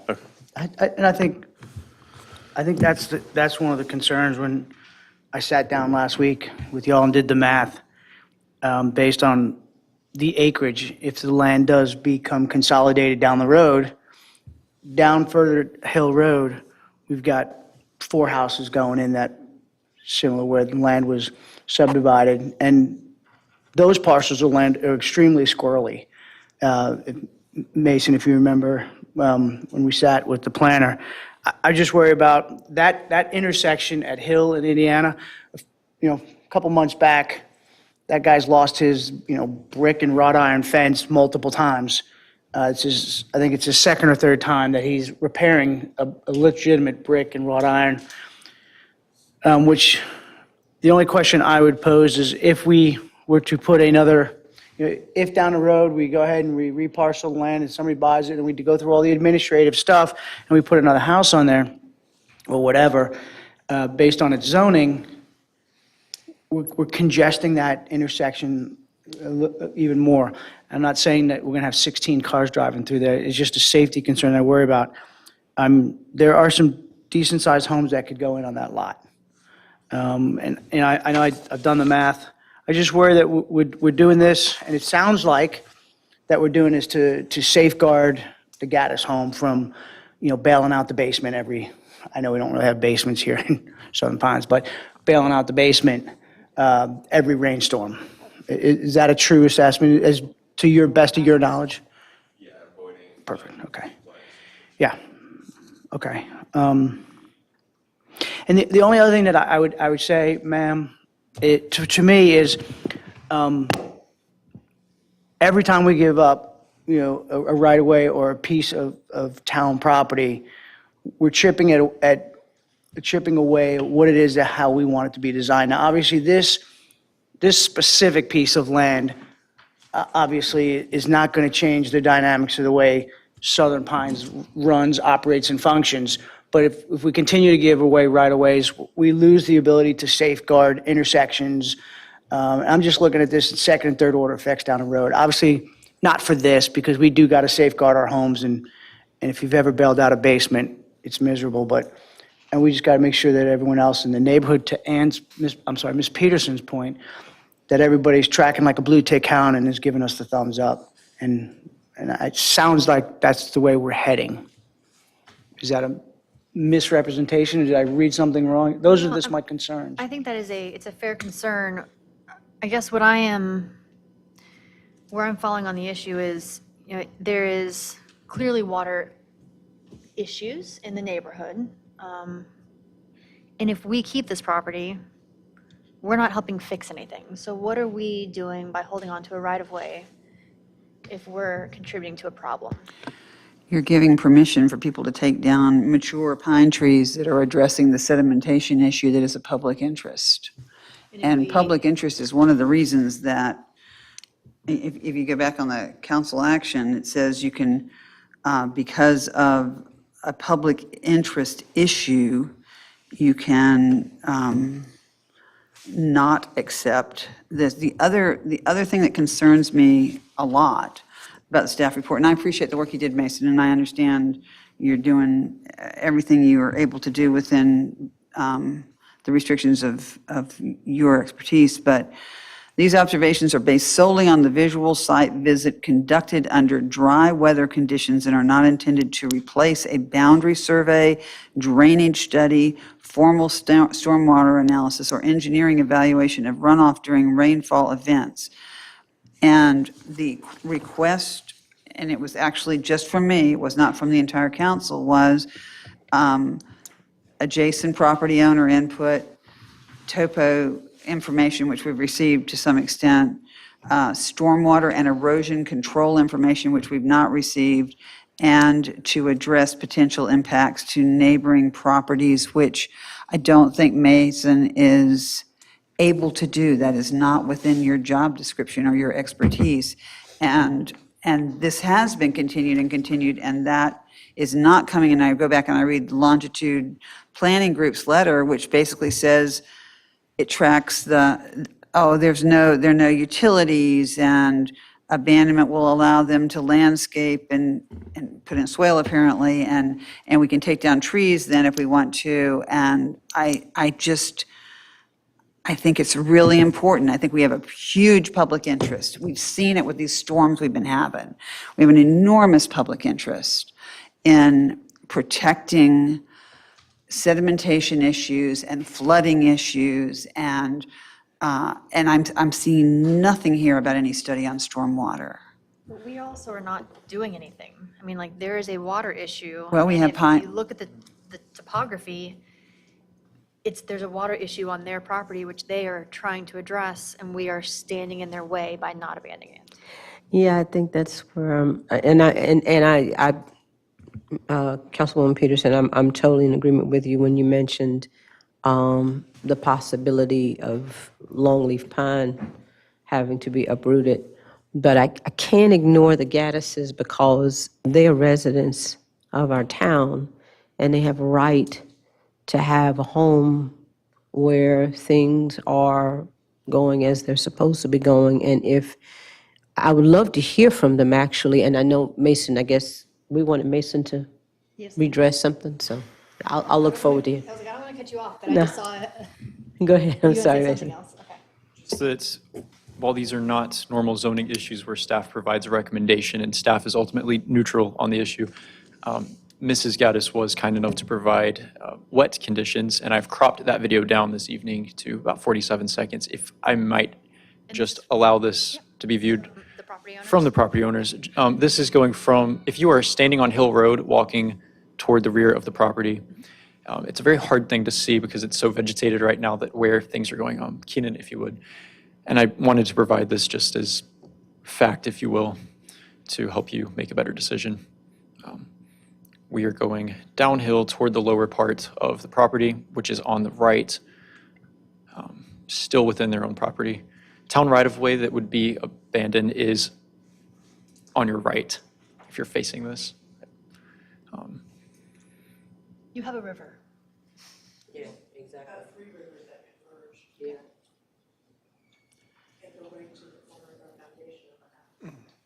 There's a small decorative / retaining, I don't want to speak to what its purpose is, but there's a brick wall that's very short that contains a lot of this, in which Is that the brick wall in the photos in the packet? Okay. At your foundation because of the water. So I guess my question, Mason, would be this, or another question, I'm sorry, buddy. But if we don't turn over the right of way, what is what does the town have in its toolbox to help out one of its citizens in fixing a problem like this? And if we don't have anything now, that's okay, I'm not looking for an answer. And then it comes, what is the cost-benefit analysis? we juxtapose turning over, 50% of the lot to the Gaddises, and they fix the problem. Doesn't cost us really anything. We might make a couple nickels on tax, I guess, over the course of 25, 50 years. And you juxtapose that against, say, the town's ability to go in there and put this swale, like whale, but with an S, I got it. We put this swale in, the town does, and it's costing the taxpayers, I don't know, X amount of money. I'm just trying to, do the mental math in my head, and, do we have anything in our toolbox? Do we do things like this? Have we done things? And I don't, doesn't need to be anything finite, but, and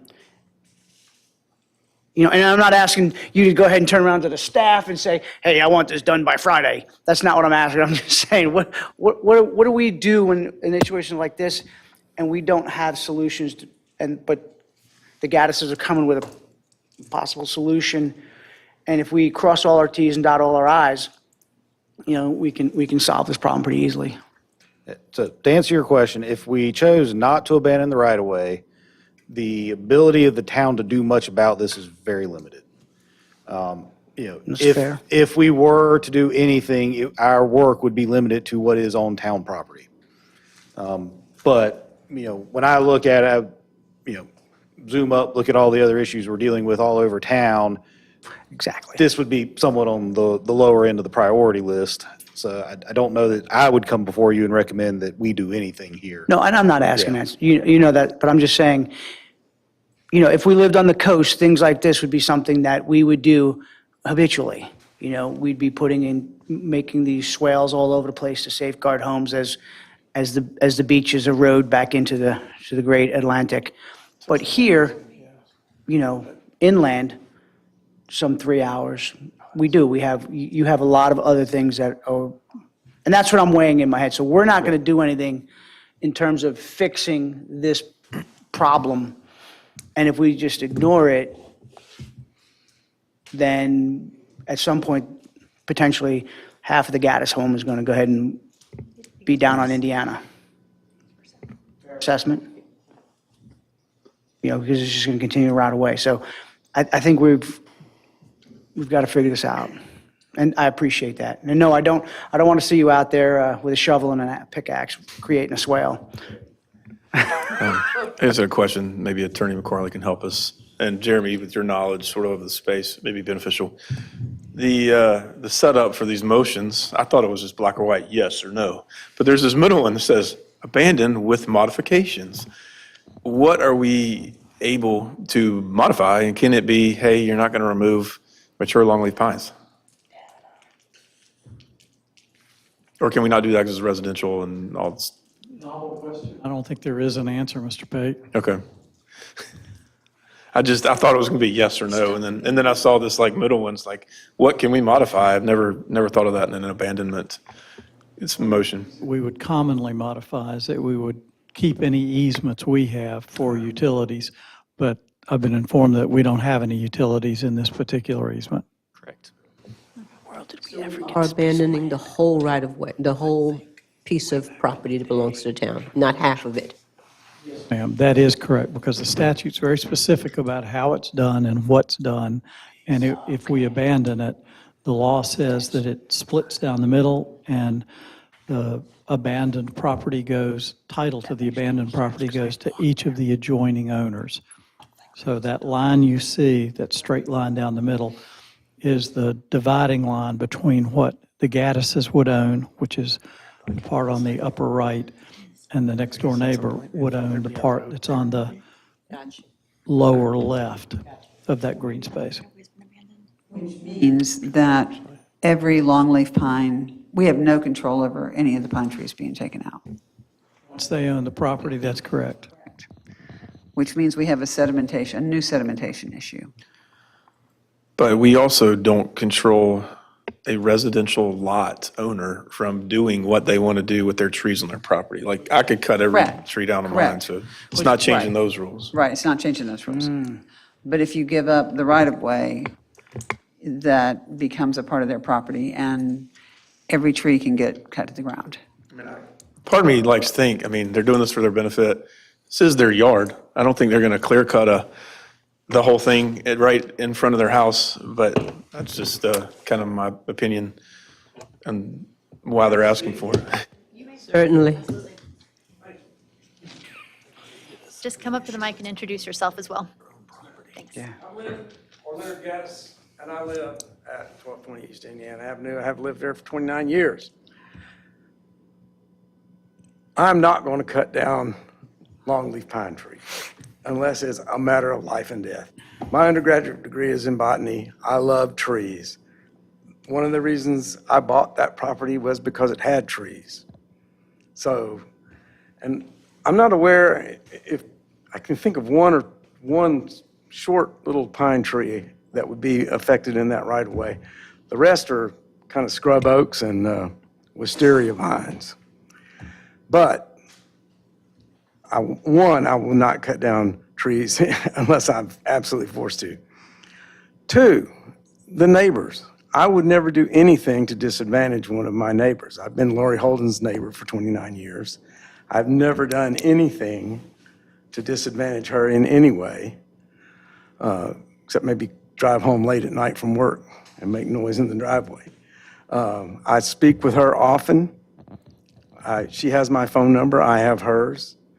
I've offered to come to her aid night or day because her husband's an invalid. And I've told her many times, I live 2 minutes away. I can get there faster than anybody else. Call me first. I just saw her last Monday. We had a friendly greeting. The third thing I'll say is water does not flow uphill generally unless it's a tsunami or tidal wave. Her property is higher than our property. The water is not going to go up there, and we're not going to do anything to make it go up there. That's all I have to say. Thank you very much. Thank you, Mr. Geddes. All right. Council, do you have other questions for the applicant or for staff?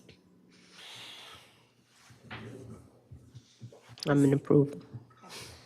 Did you move? No. Oh, I thought you just said I moved to approve. I'm hearing things. I'm in approval, yeah, but, Would someone, the way I see it is there's a problem and someone's they're trying to fix a problem. And we are either making it possible or standing in the way of that happening. I mean, again, asking in full of an here form and planning staff's opinion, and even the town attorney, it's just a weird right of way. There's nothing you can even think of to where we're giving up anything by abandoning it. I don't see Because it anything. doesn't That's what lead I'm asking. anywhere, right? There's not a continuation of the right of way that we're not seeing. Goes into the It backyard. is possible that a paper street may have existed. We can't confirm that because that bottom right road on your screen would be Halcyon Drive, if I'm saying that correctly. May have gone through at some point. I do want to note, if I failed to mention one thing, that staff is generally not in support of giving up right-of-way, abandoning it. It is very hard to get back. That's what BJ would say if he were here. Impossible. But seeing that 2 portions have already been abandoned, without making a recommendation, it seems that there is not much for this piece otherwise. We also feel a lot better now that Mr. Gaddis stood up and, established, civility with his neighbors. And I think that goes a long way, and I appreciate that. But it also, Mr. Gaddis is not going to own that property probably in 100 years. And is there going to be a covenant that runs with the land? Is that going to be protected? Back to your issue that if the right-of-way, if half of the right-of-way is purchased by the Gaddises from the other party, from their neighbor, then is there, there's no stopping another house that knocks down every longleaf pine tree there. And I just think there's a huge, and I think, I'm going to keep screaming it, but I'm going to sometimes be screaming at the rain, I get that, but I think, and we saw it with the huge storm, we saw it with the horrible overflow of red clay into the road at Penick, and we saw it with the flooding at CCNC, and we saw it with people losing their homes. I think we're in a new day, and I, like Councilwoman Gray, I have a basement. It periodically floods. When my husband died, it was one of the first calls I made, to hire somebody to seal the basement and to have the pump and the generator put in. And it's fine now, it's dry. But it's not to say that we didn't have nights where my husband didn't stay up all night with the generator and if you get direct the water out. If you could have directed the water away from your home, you would have requested a right-of-way abandonment to do so, wouldn't you? No, because I can't, because my But if you- my basement is below the water table. I'm just saying, if you could have, it would make sense to redirect water. I essentially did redirect water, but I did it internally by sealing and pumping and using a generator. So there are ways to solve it, and if we make everyone's taking on water issues our issue, we've got a slippery slope. And I think, and I'm going to keep on keeping on, sedimentation and water are an enormous public interest concern, and it's going to continue, and it's going to get worse. And I think it's really important that we take a look at the big picture, take a look at 50 years out. So I definitely agree with you on that piece there, but my question is, how do we solve, and I'm asking, ma'am, I'm not trying to be No, that's flippant or great. disrespectful. A discussion is. How do we solve the problem now to allow the Gaddises and whomever is at 2008-0242 lot, how do we allow them to feel safe in their homes right now? That's what, when I came in here, I was like, man, I'm just going to be very honest. I don't want to give it right away. I don't think it makes sense. It's not good for the town, da-da-da-da. I live on the other end of the road, so obviously water comes down and goes into my basement. So I have a basement. I do. It's one of those half basements, and then you got a crawl space on the other half, and so that's what I've got. And I get it. I don't like to give away something. And I came in here with that, I'm going to fight tooth and nail, right? But we, as a town, don't have the tools to help them out. Or if we do, it would be so far down our priority list that we could go another 30, 40 years, and if that, and I mean, I've only ever landscaped. I was never the guy, all right? I was the guy grabbing the wheelbarrow. If we continue to allow this happen without putting a swale in, okay, I did a little bit of homework, those longleaf pines, over time, as we continue to erode that ground, if we don't properly do it, they will become unstable. Is that not a correct assessment? So my only question is, I'm going into this saying, I don't want to give up land. I want to make sure we safeguard the right-of-ways. I don't want to stick another house in there, right? Because I hear it from my neighbors as it is. We've got 5 houses going in, 125 meters up the road. But at the same point, how do we solve this problem? How do we got to fix the problem here. I don't know.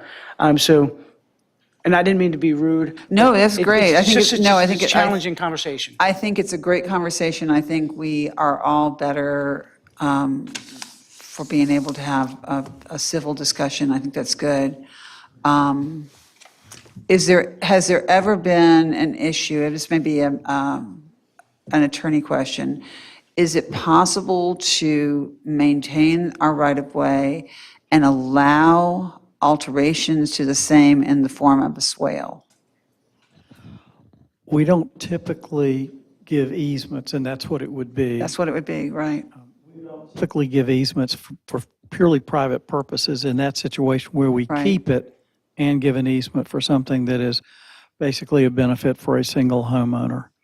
It's possible, but it would be a one-off. Right, but it would also protect the fact that then we had not foregone the right-of-way. So you could say, we will offer an easement if you, at your expense, which we're talking about their expense anyway, want to put in a swale that does not uproot any of the longleaf pine. If you gave an easement, you could put whatever conditions you wanted to on it. Right. I think that's a more practical solution.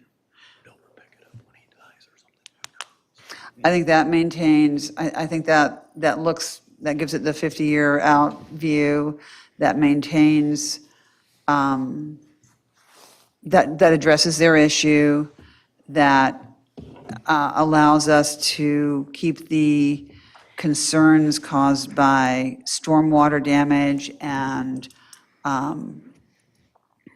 sedimentation issues within our control. That would be my suggestion, is an easement addresses the issue. There's nothing, and I honor Mr. Gaddis and his background, and I honor the fact that he loves trees and he's not going to go cut them down. That's great. But the next person who buys your home may. And there's nothing to protect us from that happening. You're welcome to come to the microphone. Yeah. Great. And I'm, Regarding trees, I'm Beth Gaddis from Trinity East Indiana.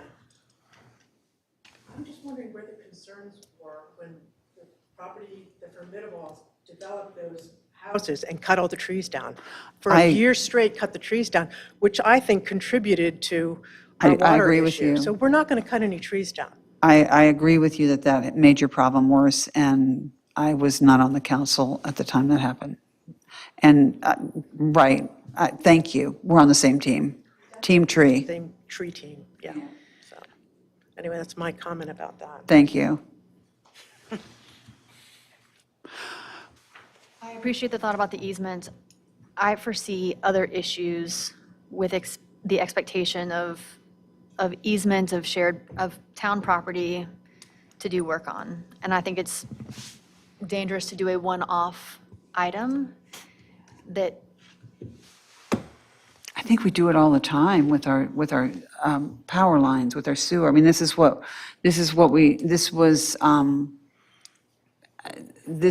have. I mean, I have people calling me about, the town has come in to protect a sewer line and has taken out all the vegetation, and now folks are having lots of sedimentation issues, and how do we replant that? Or do we replant that, or whose job is that to do that? Who is steward of that property? so we do the easement, now who is the steward? Is it us or them? Town easements for utility purposes, which is a little different than I what know. MAC has discussed, which is an encroachment agreement for an existing easement that is not, unlike where we might see these, and it's typically along a roadway or something, this is actually a piece of right-of-way the town clearly does not and has not historically maintained because it's a paper street. Right. It has no intention of maintaining it, and no intention of it ever going anywhere because it can't. And that, any encroachment agreement that resulted in some form of drainage facility, be that swale or infrastructure-based, I'm going to suggest is probably going to require some sort of maintenance agreement also be attached to it. I agree. And I say that because of some random pipe, and I'm looking at Mr. Mickle because he's going to think of one or two of these that we've run into off of Midland Road and others where there's pipes that have broken or caused problems that were clearly never the town's, but DOT sometimes will say they're theirs and sometimes they won't. And we've had issues with that over the years. So if something were to be created, it's going to need to see a lot of machinations in order to make us comfortable with what the next generation may or may not be dealing with relative to facilities placed in those easements. I want a T-shirt that says, "I support machinations." That's what I want. That's pretty great. One last question and I'll be done, ma'am.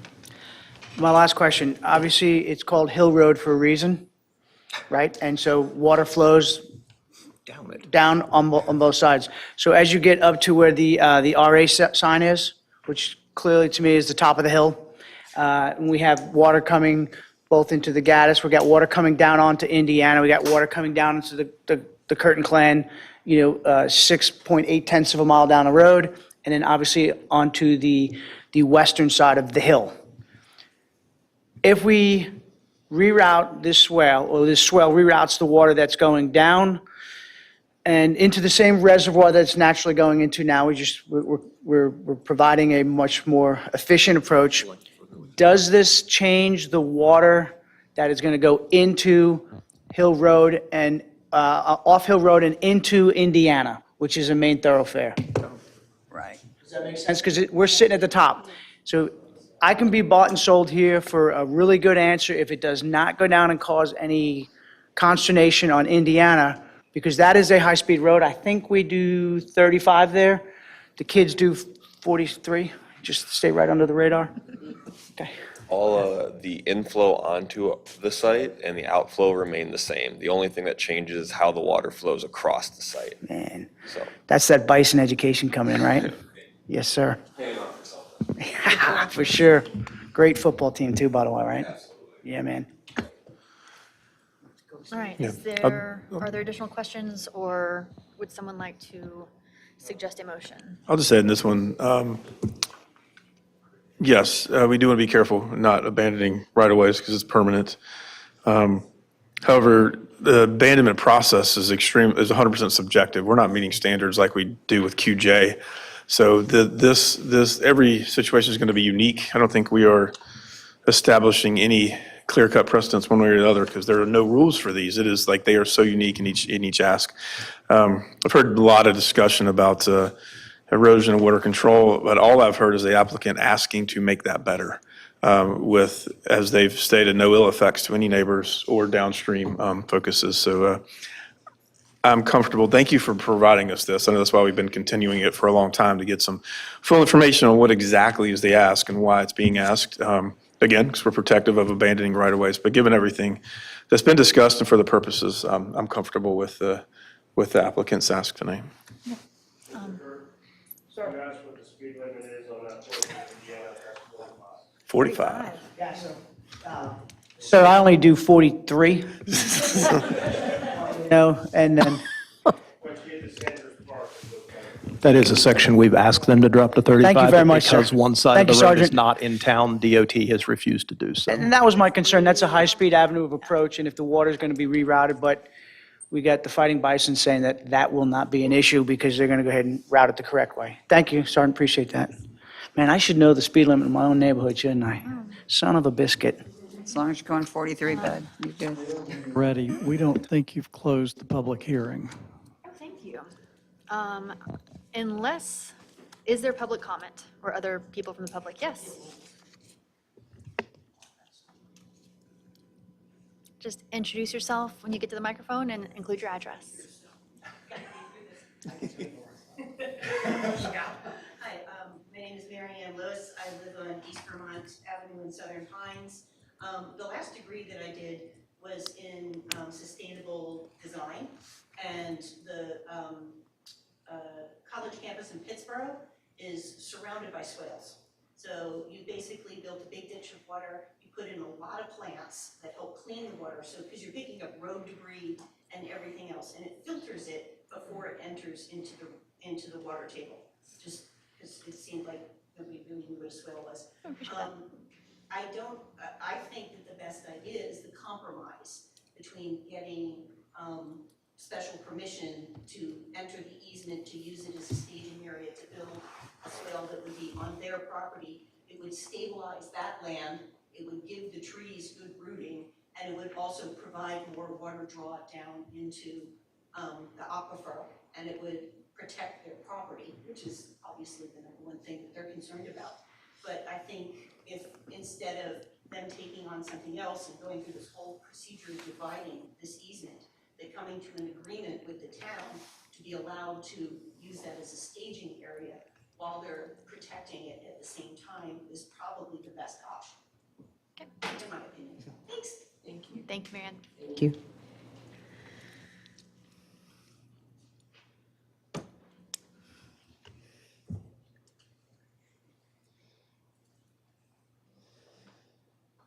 Without further, if there's no one else from the public, I will close the public hearing.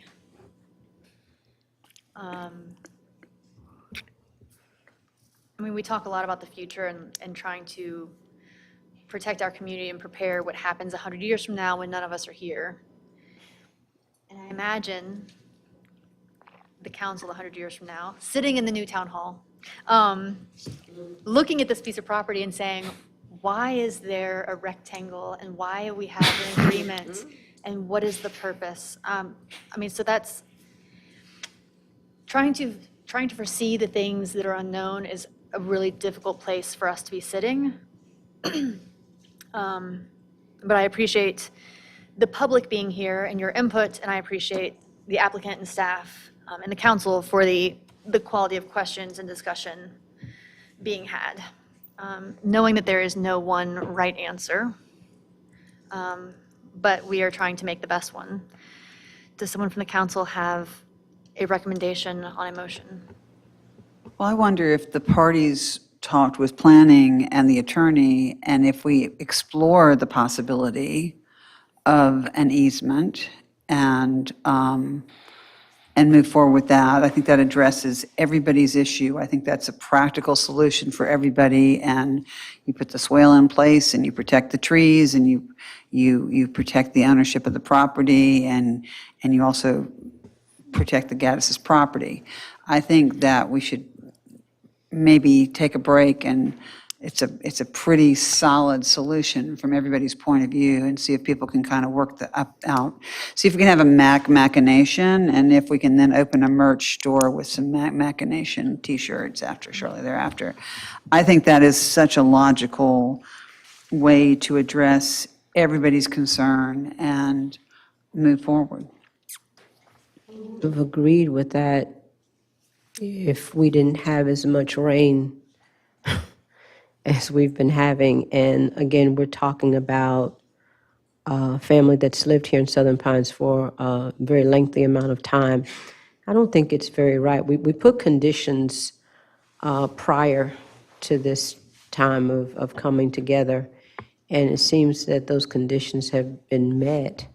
And if we put another set of conditions now to say you need to meet those conditions, I don't know. I'm not sure it's. Yeah, I'm not unnecessarily to me difficult. If the property that we own was something that we were using, or there was something that could come up on this particular piece of land, then. And our own manager just said that particular property hasn't really been of any use. What are we doing? I move, council, if I have your agreement to approve the order to vacate a town right-of-way as drafted. Is there a second? I'll second. Okay. All those in favor, vote by saying aye. Aye. Any opposed? Okay, thank you. Motion carries. Thank you. All right. Moving on to our action items, we have a consideration of the request to create a social district at Red's Corner. We've heard this multiple times. I think the last time was at a work session, and I do want to be very clear to anyone watching the meeting or in attendance that this is not creating a social district in the way that Aberdeen has, but it is just combining two properties that are owned separately but under the same management in order for them to maintain a business among the two properties, correct? All right. All right, what else do you have for us, Mason? That, Oh, just that? just that. Oh, well, sorry, I You just stole your summarized thunder. it so well. I don't, that's what my notes were, so.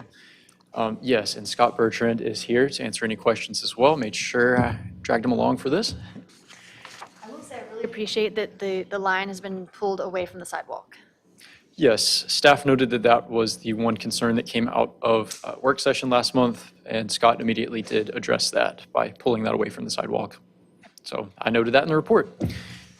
Otherwise, staff fully agrees with you, Madam Mayor, and not wanting to set too much of a precedent, but in noting that this is just like the right-of-way abandonment, just like the driveway access on Wayner Road that I brought before you, a special circumstance that might warrant a special consideration. There are two businesses here, Red's Corner and the Paddock Bar. Establishing a social district is one avenue that would allow for open containers to go between the two properties. I'm really here to answer questions in regard to what the town's responsibility would be and what exactly it is that you would be getting into. I know I do have one question.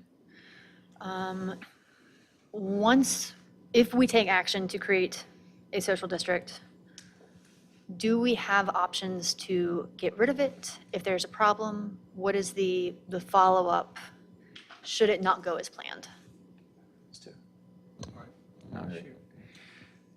This is not zoning, so this is not subject to current state laws. And so the state laws regarding zoning. And so in this world, because this comes from 160A and a couple of other statutes, the council can amend the boundary, the hours, the district, or revoke the social district altogether by ordinance. I would add that there's a management plan too, and if there are minor problems that can be fixed by changing the management plan or the hours, that can be done too. You have total control of it. And not with any, is there notice requirements or a time frame or something that we're going to be subject to? No, ma'am. Okay. And the way this is drafted, the manager would have the ability to make some of those decisions very quickly. You're talking the town manager. Both managers. Perfect. We got two managers. Oh, yeah, I'm sorry, but I was thinking from our side. Owner? We'll call you Ray, Mr. Parsons would have full authority to ensure everything was met. Full authority, but some delegated authority. Thank you, sir. In my understanding for this, I know that the state law requires this because the properties are under different ownership, like title ownership. But isn't it my understanding that your business, you're the owner of the business at both operations? We're not asking multiple business owners to like make this thing work and play by the rules. It's just you, correct? That's right. This is the only legal mechanism we can do to create free access to funds. Oh, yeah. Microphone. Sorry. We can hear you, but, we want to get official. Hi, everybody. I'm Scott Bertrand, owner and operator of Red's Corner, located down the street, but 901 Southwest Broad. Comment about my hat. Sorry to wear it here. I want to be respectful, but I think it'd be better if you didn't see my haircut. We had a shave party for one of our staff members who's stage 3 cancer. So I'll save you the. All right. So anyways, like brief history of time here. 2 Januaries ago, we all met and went over to kind of annex the 2 properties together, at least the Red's core property to the old Time and Place building behind us. And doing that, we recounted parking, but it was also opening up this indoor event center. And the spirit of that was to allow a little bit more resilience for the business and the seasonality of things, right? So fast forward, we go and we were open and notorious about our intent to have, cross use between the buildings. You take one beverage from one, go to the other, and vice versa. And then 3 trips up to Raleigh basically said, okay, yeah, you can get a common area entertainment permit, but that was really designed for a strip mall set up like it's in my letter, right? And that strip mall is one owner, and it's to allow the different shop owners to serve amongst themselves and have kind of a fun or some sort of economic development event. Once all that paperwork's filled out, submitted to the state, they said, nope, can't do it because there's 2 separate property owners. So you have to go back to the town level and get a social district. So this to us is not newsworthy. This is like a footnote to that 2 Januaries ago meeting, just to complete the full spirit of what we're trying to do from the outset. In terms of daily operations and, I don't see any major difference in our purview or operations or risk. This is really just to complete what the intended use of these 2 properties are. And, we were trying to make sure that there was no major responsibility or undue hardship or anything on the town level to actually achieve this. This is just literally the only mechanism available to allow us to use these. How long have you been working on this? Well, 2 Januaries ago, but then we had to prep it, so that took several months. So it's been 2 years, yeah. So you own Reds and rent from Old Time, or whatever they call it now, which is the paddock. And that's what the gives Old it Time 2 and different Place, yeah. owners, right? Yeah, 2 separate property owners, yep. Okay, and that's the consternation of, for example, had you owned both, it would be a non-issue because it would be one contiguous piece of land, right? one contiguous property. Yeah, we would have to adjust the lot lands and, or Right, lot lines yeah, to but do all that's that, but we. easier because you own them both. That's right. So we have willing property owners. They went through all the paperwork, did all that stuff, and it turned out that particular mechanism, the common area entertainment permit, didn't work. Right. So they said, out of all the inventory, it's available. But yes, to answer the question for why I stood up here was, who are you and what do you do here? I am a tenant of both of these properties, but I'm responsible for the whole darn thing, right? It's funny how that works. It's working all right. That's a great A lot of place. work. Mhm. And welcome to the party, by the way, Mr. Curtin. Yeah. First time met. Yeah. Council, do you have questions for staff or Mr. Bertrand? I do. So you brought up intended use. And I know that there was a previous council who decided to put the food truck rodeo, I will call it, because I've been to the food truck rodeo in Texas and I don't know better than to call it that. And that was to be a family-friendly chance for people to be together, meet with folks. There was a problem at the time, or the conflict, there wasn't a problem, I guess there was conflict at the time with the local restaurant owners because they were not interested in having another restaurant that would compete with them. And that was addressed with the placement of the place and the limitations, right? You agree with me on all that? So the intended use was a family-friendly place for food trucks to be there, and there would be, I think, just wine and beer, right? I suppose that you and I both inherited that set of ordinance, unless you were on the town council when it was approved. I was not on the town council when it was approved. But I admired the town council at that time because I think they did a nice job threading the needle. So I am concerned about the fact that the new social district, if we were to approve it, would then become a lot of emphasis on alcohol and much less emphasis on family fun. And it might also change, I mean, it was a pretty important piece of our culture in this town. And I'm seeing some changes. Do you agree with that? I would argue that this is not any more focused on one part of the business than the other, as it's been since the beginning, right? So the No, I'm not sure what you family-friendly. meant by that. I'm sorry? I'm not sure what you meant by that. I'll elaborate here, okay? We still have our playground. We have plans to upgrade the playground. We have our demographic here that's incredibly important.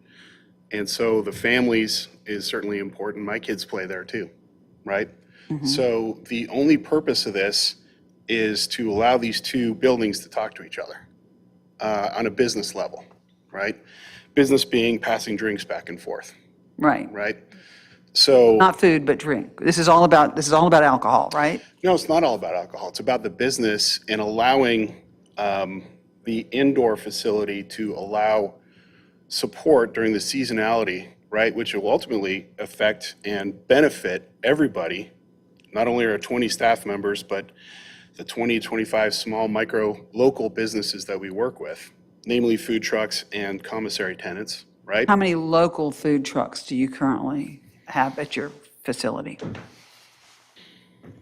I'm not sure how that pertains to things here, but we celebrate local trucks every day. Yeah, I'm not sure. But, I mean, you're saying it's a local support, so I'm following up on what you had said. Okay, And the answer is, how many local food trucks do you have now? I can send you a list. Now, I mean, you must know. Let's see, we have 6 spots per day, times 7. 42 spots a week. Right, All right, we have a rotation of food trucks that go through there. okay. How many of those are local? I'm still not sure that that's relevant to the issue. I'm sorry. I No, it's really want to be fine. able to I ask love that you're the asking question. questions. I just don't know that it's relevant to what we're discussing. Please allow me to follow up. Yes, how many are local? Can we vary our opinion on on if they are local or not? This is a completely discretionary decision. Okay. There are standards in the statute, but the standards all have to do with what goes on the property, not with whether you grant it. Right. How many local food trucks are there?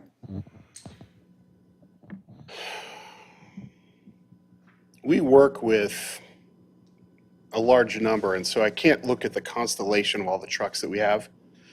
I could tell you at any given day, half the trucks are local.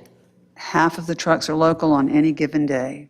That's what I would hazard by pulling something out of the air here. Yeah. I could pull my schedule if you like. Is that, I'd love for you to pull your schedule. I'm trying to understand this line of questioning and how it relates to what we're doing here today. You've made a comment that this is a big support locally, and I'm interested in following up on that. So thank you. Thank you for pulling your schedule. How many local trucks are on daily?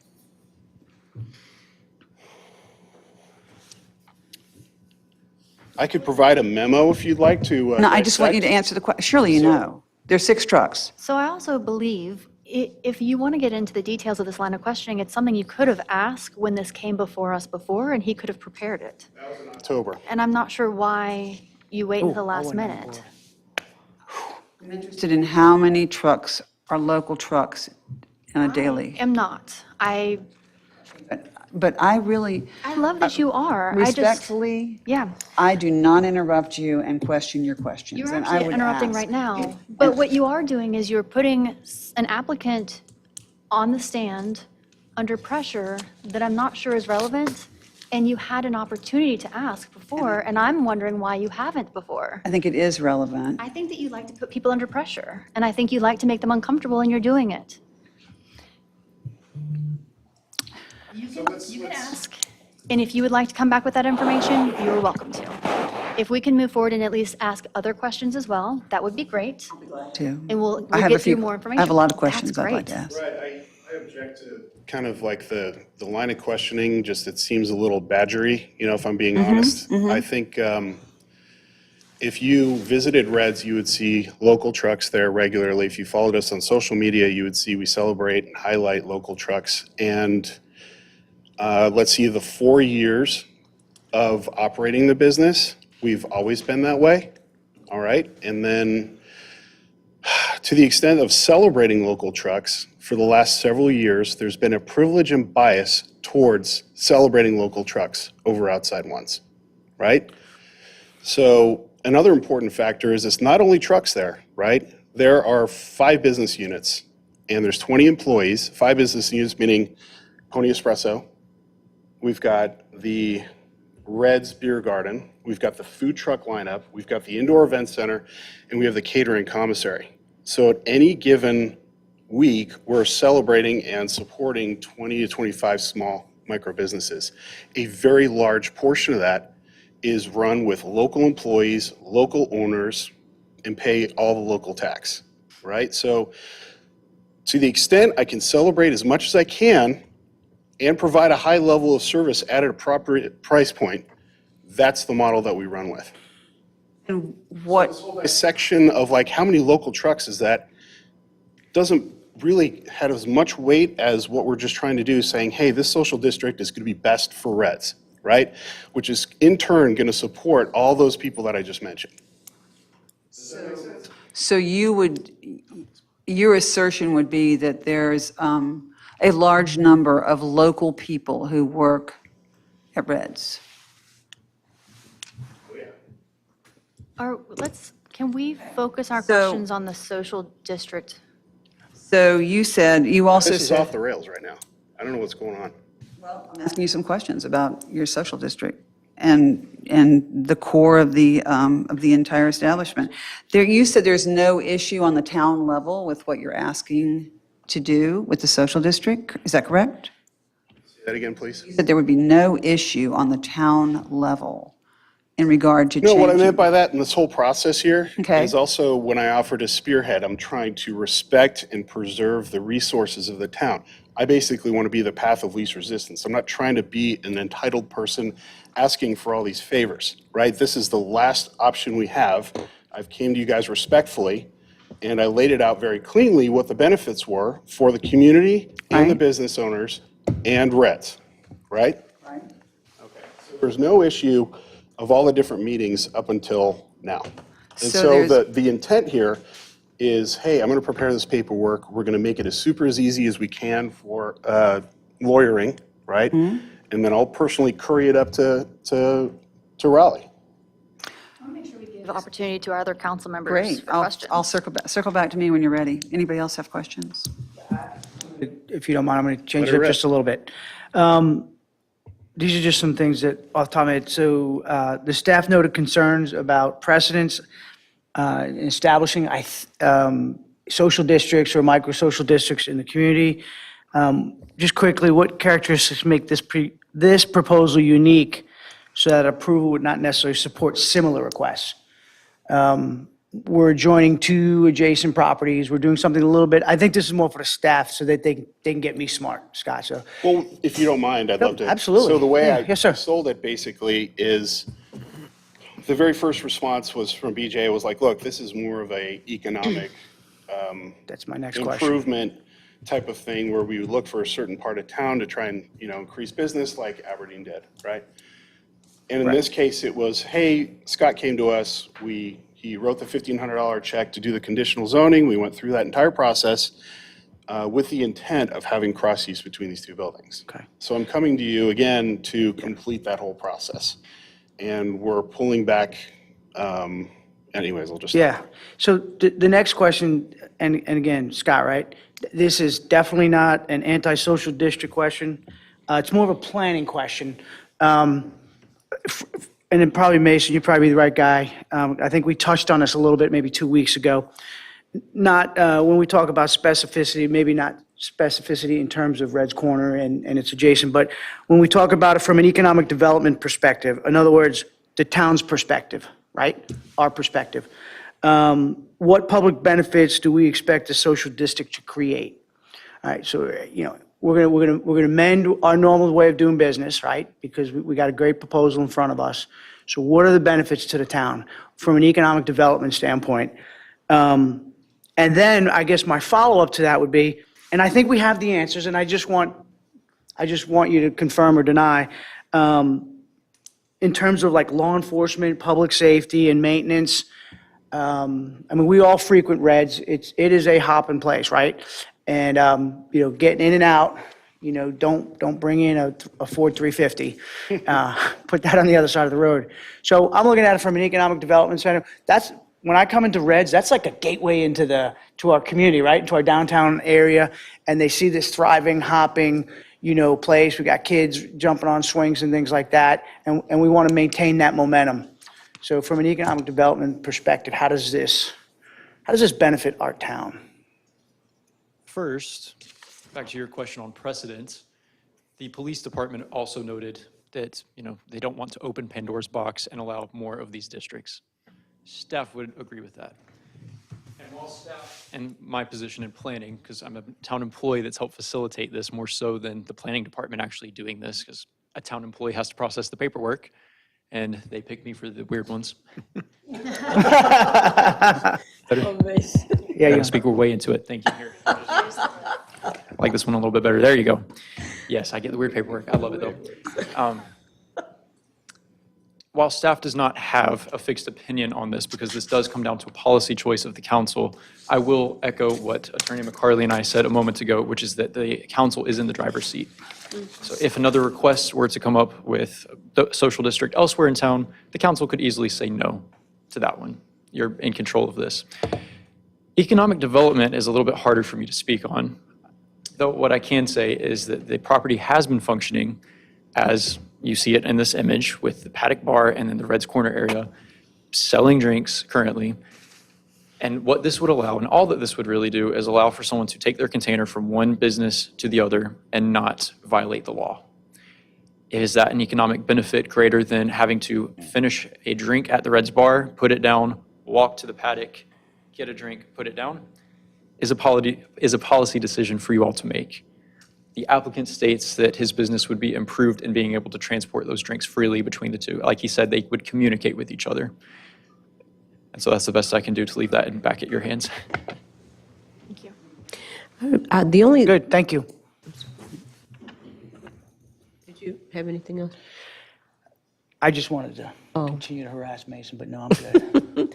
The only thing, Mr. Bertrand, I remember us being concerned about previously in our meeting was just the whole idea of people who just getting too intoxicated, that kind of thing. And, Sorry to interrupt you. no, you're fine. Go ahead, sir.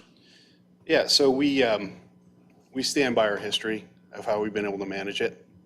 And I think we do it at the highest level of any operation. Our staff is consistently trained and tested on their ability to make sure people aren't overserved.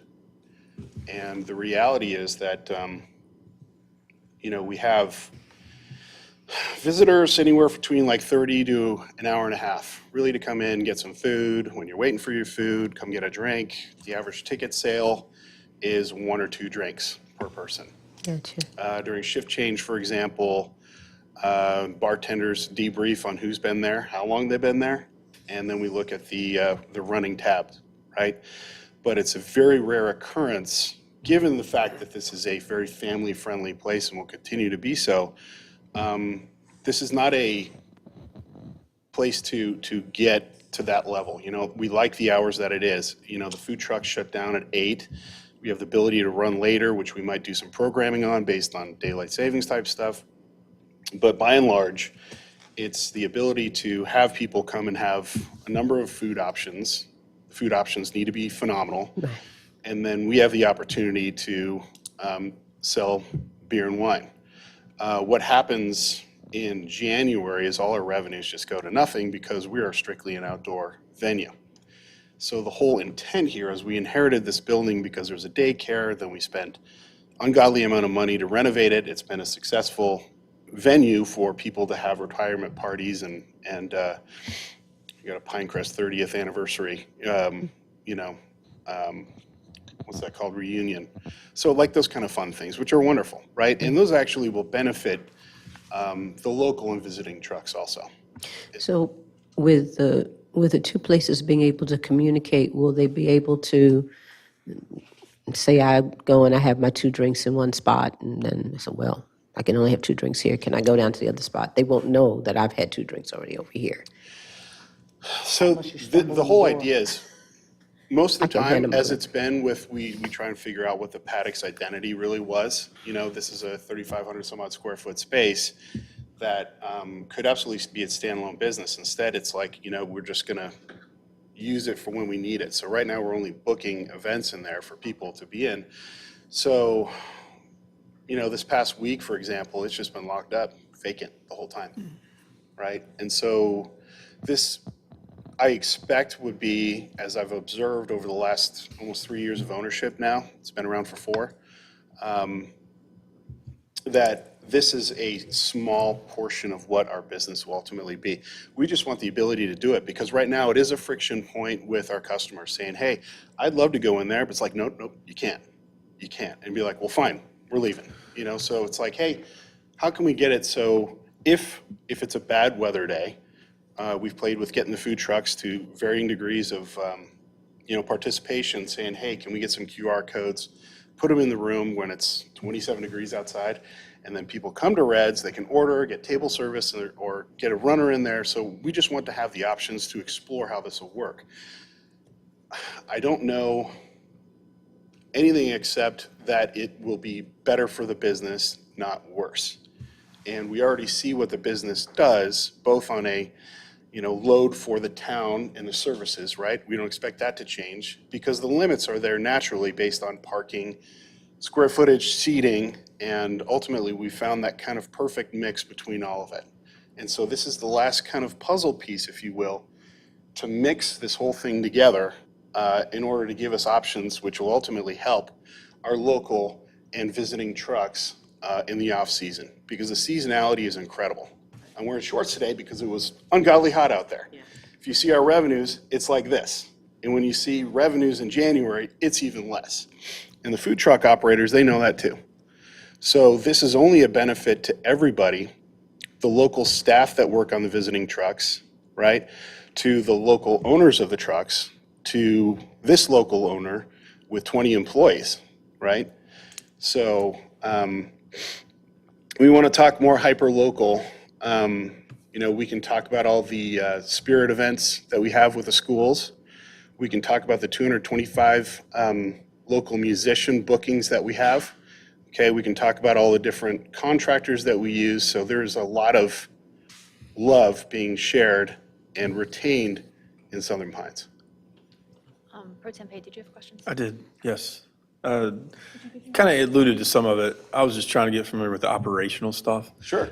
So currently, Paddock's really, I was going to ask, is it open? So like if I went today, it's like, it's really hot. I want to sit in some air conditioning. That's not happening now because technically I'd be crossing that line if I got my food and a beer and wanted to go into the building. We tried that, and that's where it would be open. We'd have one staff member there, one staff member there. We'd have to police it, and then we'd have to, when we were surveying both locations, it was this long conversation. People treat it as a place to relax. They're like, what rules? What are you talking about? And so it just became friction. So we're like, just shut it down. We're only going to book it.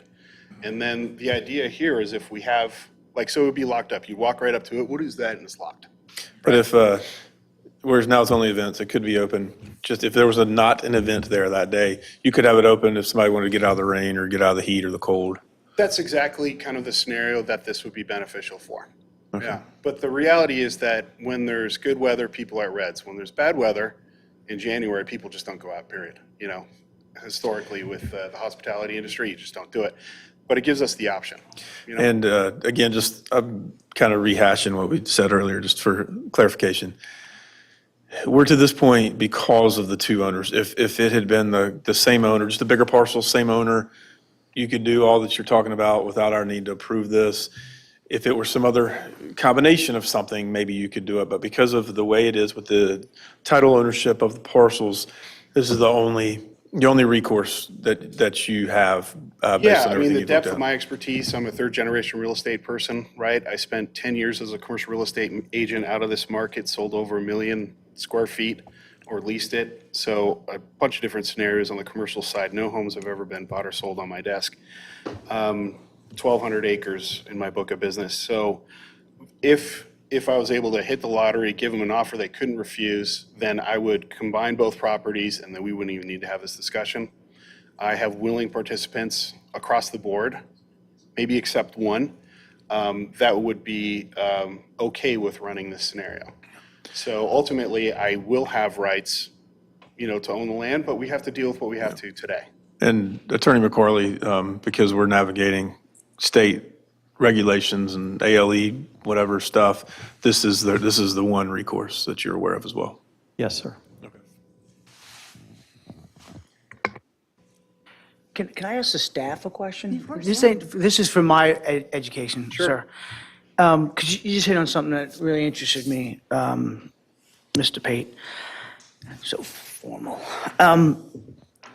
When there's a parcel of land and I have the rights to sell alcohol on it, can I sell that alcohol whether it's 500 square feet or 500 acres?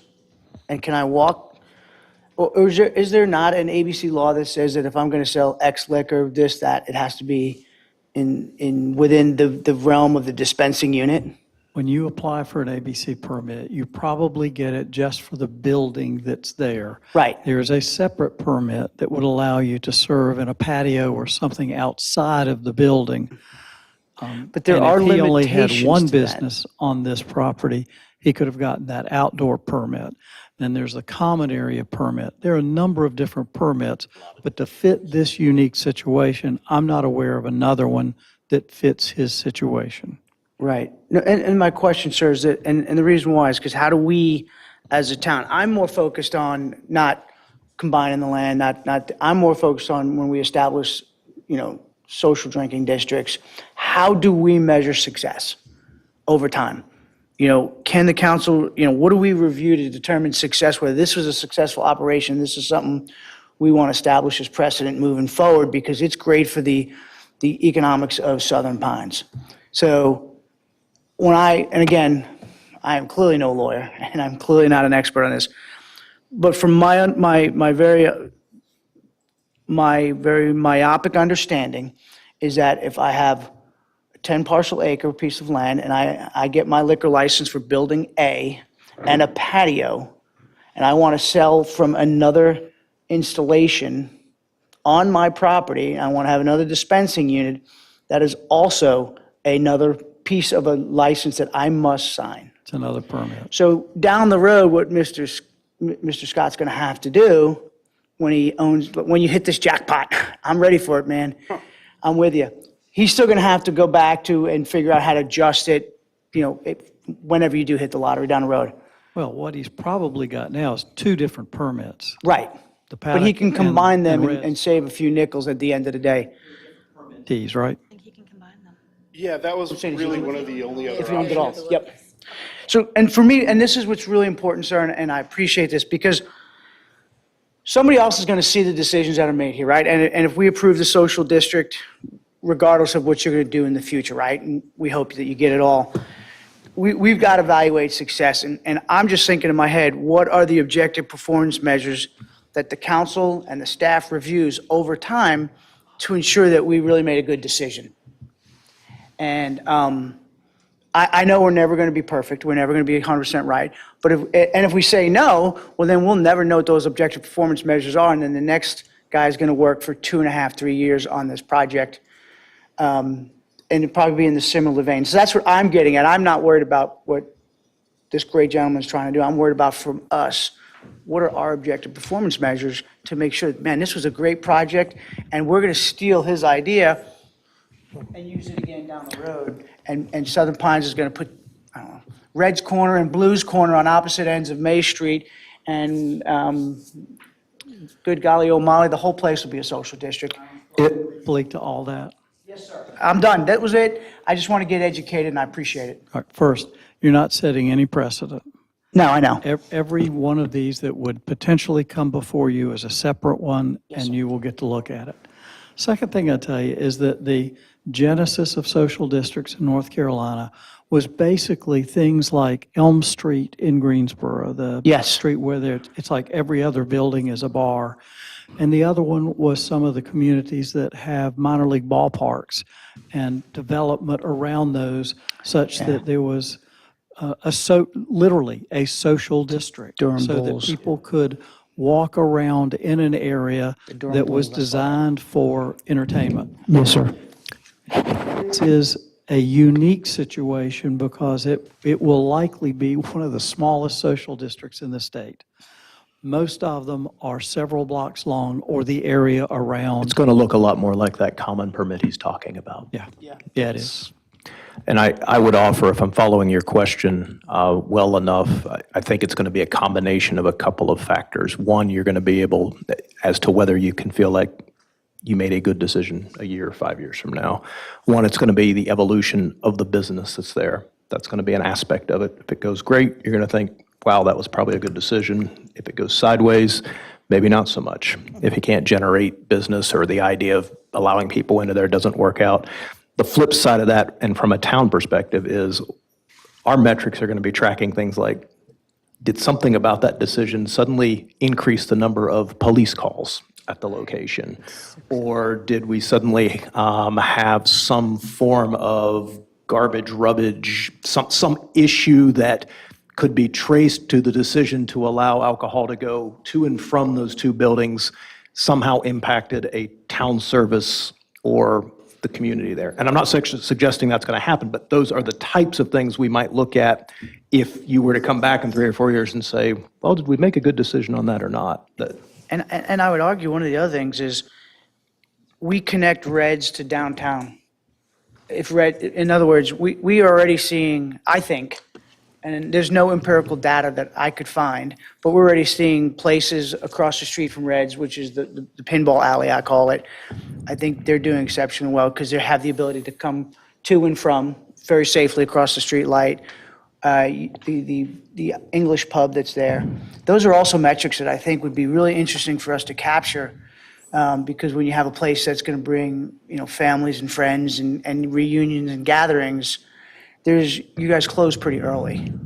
I'm old, but I get it, man. So 9 o'clock food, man. But those are some other metrics I think, and I just don't know how we would capture them. And I know this has nothing to do with you, but I'm just trying to figure out, down the road, how do we bottle your success and then put it in other parts of our community to make sure that we're doing something similar. The other piece to this, and this goes back to your earlier question of Planner Maddox about the economic development piece, and I'm not going to argue it's economic development, but do not forget, we are talking about the anchor corner of the Pine Dean District, that we've got a guidebook over, that there's always discussion about things that might occur on other lots there, and whether you think this is a good influence on that or an initiator of activity, or potentially you could think it's a negative, it certainly may play into that over 3, 5, 7 years and what happens on some of the underutilized lots that are around this. And to sort of your question, Bob, here's how, to me, I see Reds as one location, like one place to get a drink, even though we're having to do this because it's two separate ones. I don't think any of us intend, I know I don't, you're talking about the rec room or to the Irish place or even further down the road. You can still leave Reds and walk over there and have a drink, but you're not carrying your container. I think a big social district would be like, oh, you can just carry your drink and go to the next place and have, and I don't think any of us intend to No, I think my point was. extend the boundaries. to No, I where don't, that wasn't the point. The point was, small.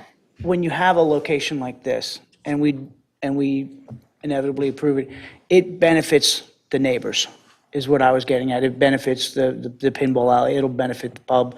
And as we were saying, if it anchors the Pine Dean district with a place where other businesses that want to come in and get rid of parking lots and, I think it's only a good thing. I think we have seen since Reds was created that it has been a good thing. Yeah. It has, I'm sorry, has a what? It has been a good thing. I actually think you said it in a public meeting before, so I think that's good. It's on record as well. Before we continue with additional deliberation, can we just see if it's even necessary? Or do you all? I have a lot of, I have know more you have a lot questions I'd of like to questions. ask. I know. I just want to see where everyone is standing Okay. to determine if it is necessary. If what is necessary? Allowing you to continue questioning the applicant. So Because you- I know I have made my decision. Bill, have you made your decision? Yeah, I mean, I feel comfortable. Deborah? Bob? I don't think we can do that, can we? I mean, I know we don't follow the rules, we have our own set of rules, but we either need to make a motion or not, right? We can't ask for a pre-vote or So I'm pre-deliberation. saying if people are prepared to make a motion, and it sounds like at least 3 of us are comfortable with that. And then if, I'm sorry, yeah, it's go okay. ahead. So then if there's a motion and it doesn't get seconded, then clearly there's additional deliberation is necessary. I didn't understand what she said as being, have we decided we're going to approve?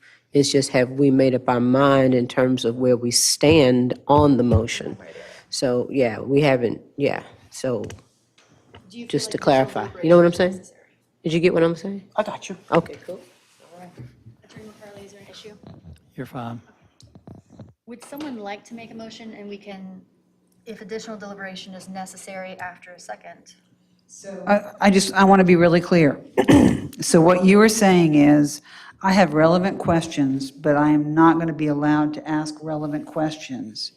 I think that you If- have asked if- some questions that are irrelevant, which I appreciate you have questions, but it's also 8:45, and if there's a majority of the council who already feels like they're willing to make a decision, the way that the council functions is a motion, a second, and a vote. If one of my questions made someone question their stance. It might, but it sounds like some of us have already decided. If you had more relevant questions, you should have started with them. I think that continuing to sorry. allow you to deliberate is allowing you opportunity to berate an applicant. I mean, so, Interject, the only comment that she made in October was to limit the hours to 10 PM. So something's happened between October and now that you've got a bone to pick, and I'm available to discuss with you at length whenever you want.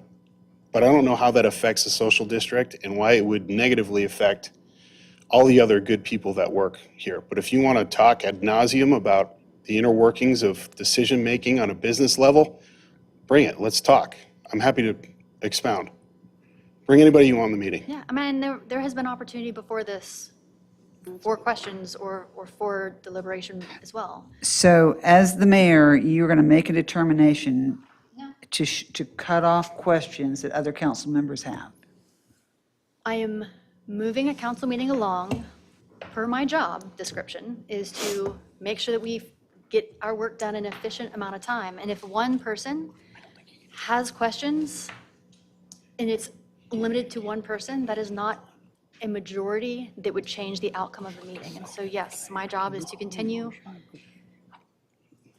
In lacking your previous preparation for these questions or involvement before now, yeah, I'm sorry. At some point, I do have to cut you off because it is 8:47. We have additional things on our agenda. The only question I have would be to Mac. Mac, unequivocally, and this has nothing to do with Red's Corner, but I want to know, I want to make sure, because I do think I know we look for consensus, but can we call to motion before all council members have asked their questions? So if at any point in the night, I could call a motion, and if I get a second, the council members C, D, and E do not get the opportunity to ask questions. Now, I'm not saying I agree with the questions that are being asked or not. Answer the question first. The answer is yes. A motion is appropriate and allowable at any point. It either passes or it doesn't. And that is expressly written in the rules that you gave me at Chapel Hill. It's not expressly written, but it's the implication of the fact that a motion is. No, but have I given everyone on the council an opportunity to speak? Okay. And you have one more question. Great. That'd be great. All right, we'll wrap this up before 9 So the o'clock. police department says they don't want to open the Pandora's box. And you've also indicated there would be no additional burden on the town. But in the authorization and regulation for social districts, 18B 300.1, it does indicate that the police would have to take on overseeing the enforcement of whatever came, of Councilwoman Gray going and getting her third, fourth, and fifth drink at the paddock. How does that change anything from what we're doing today? What is the material difference between having 2 bars open today versus not? And how is that going to impact the police? Thank goodness we've got 4 years of operating history here. Why would I want to screw that up? Your work says the social district shall be maintained in a manner that protects the health and safety of the general public. And yet, if we create this situation, we have created again an issue that is going to impact the health and safety of the general public, and we have also given the police an additional thing to monitor. Is there anything different than Reverend Dr. Gray going to one of the places downtown, having 6 drinks, walking across the street and going to another place and having 6 drinks? Ms. Peterson, the question's for you. I understand, and I don't think it's appropriate that you would ask me a question. Oh, I apologize. All right, is there, unless Ms. Peterson's last question changed someone's opinion, is there a motion?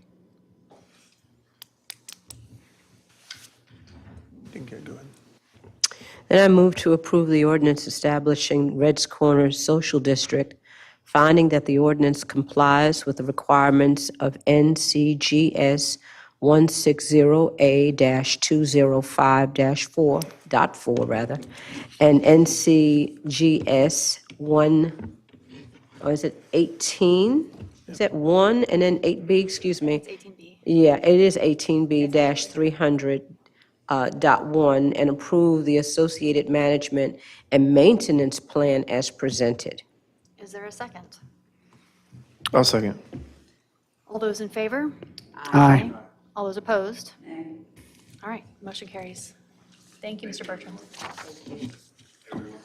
We wish you the best of luck with the understanding that if things do not go as planned, you understand that this will be revisited and potentially withdrawn. Sure. Okay. Gives us business as usual, and let's help out everybody that works at Reds. Thank you for everything you do in the work in Southern Pines. Sure. We 5-minute break. Likewise to you guys, thank you for your service. Thank you. actually take a 10-minute break. We'll come back at 9:05.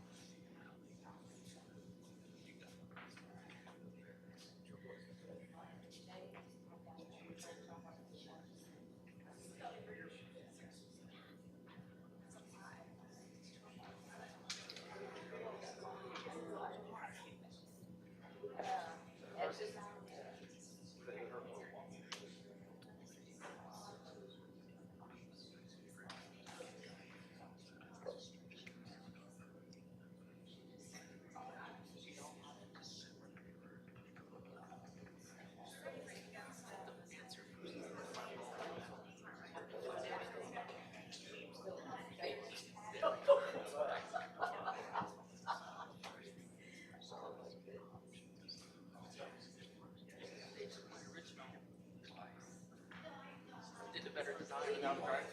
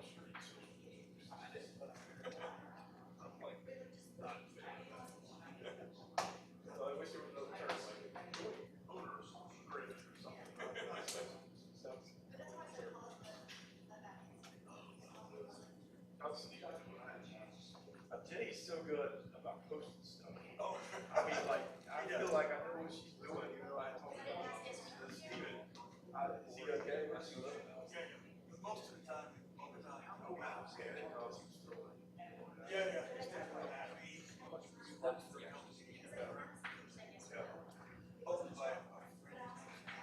Occasionally pop up, Steven in the photos, Jenny. Yeah, you'll still look he shows up. Take a look. If he asks you to come, We have a question. Just about straw or, I guess what I was not doing, trying to. I think it's really cool with school. Am I allowed to ask? Oh my goodness. Yeah, he was like, it's like 4 or 5 that's a great which is great, yeah.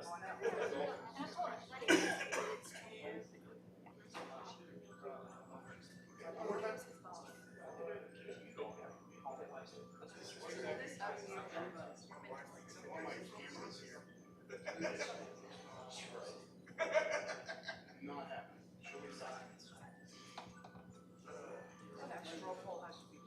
What kind of threats else would you like to levy on me?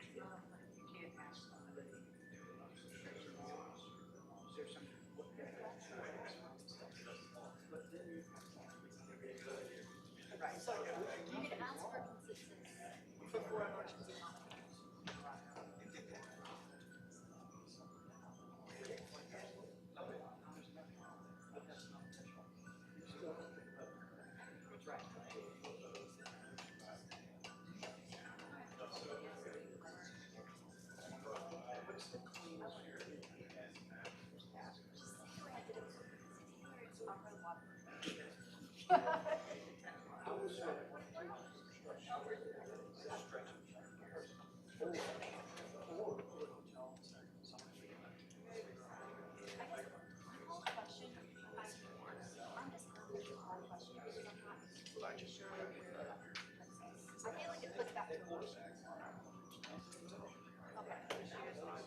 Okay, so my whole question is someone has to second. Okay, and then everyone has to vote in favor?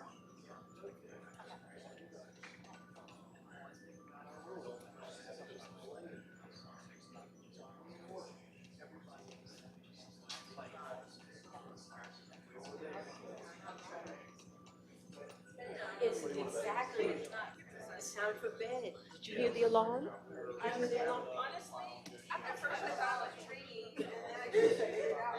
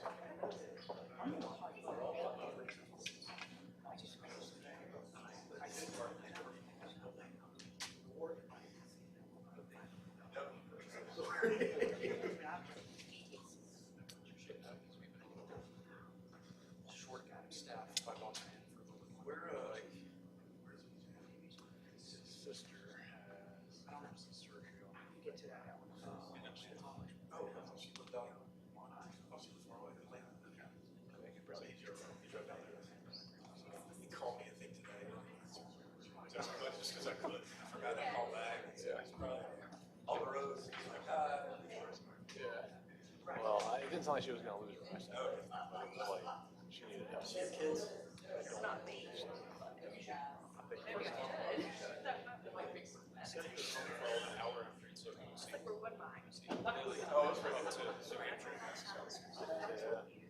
So he walked in the door and walked back down. Kind of like she didn't really have another family that was sick of her. You do it. That's nice.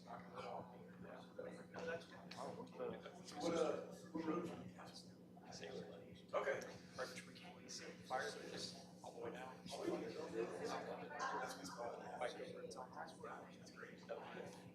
Are y'all right? Oh, yes. It's free.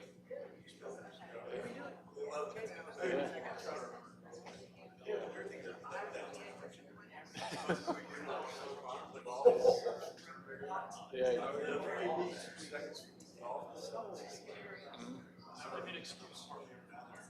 Yeah. Oh, a lot more now. Yeah. We get a coffee downtown before council meeting and stuff. Yeah.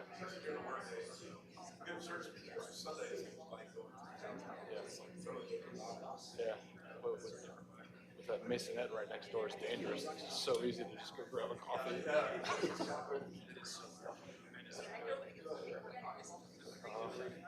I was laughing.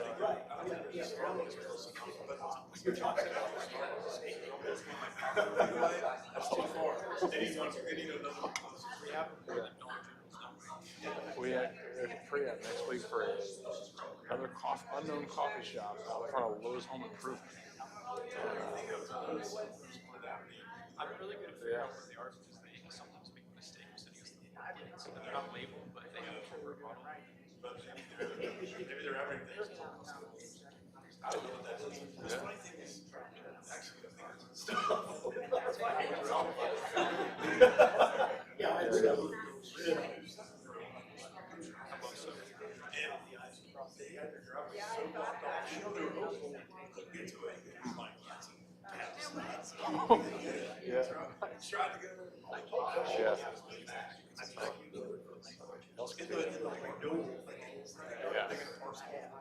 it's on top of their stormwater pond, so unless they're gonna do subterranean detention for it, there's I mean, it might be doable, but we're gonna hash it out on Tuesday.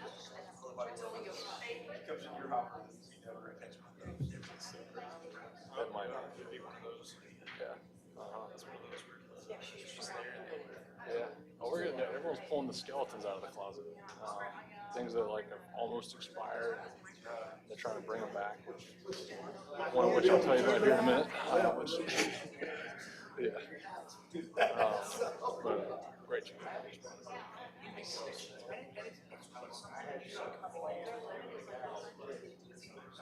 I didn't mean to. I hope you did turn it back off when I got that.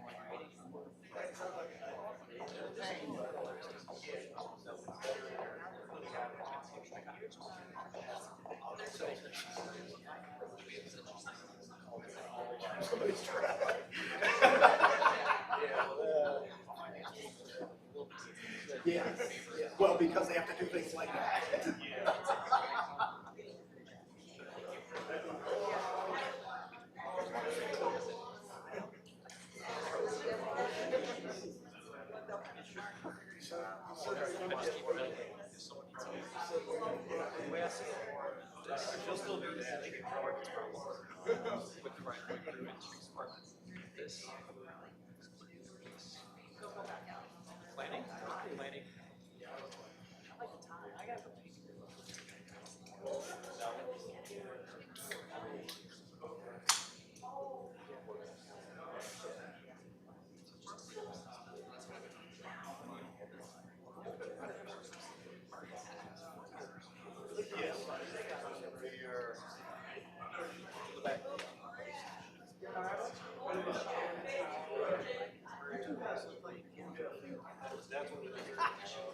This is how you gotta look. Thoughts on that?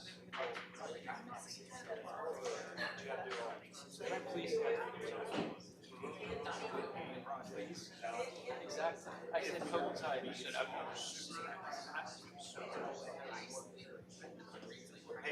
oh, that's why. That's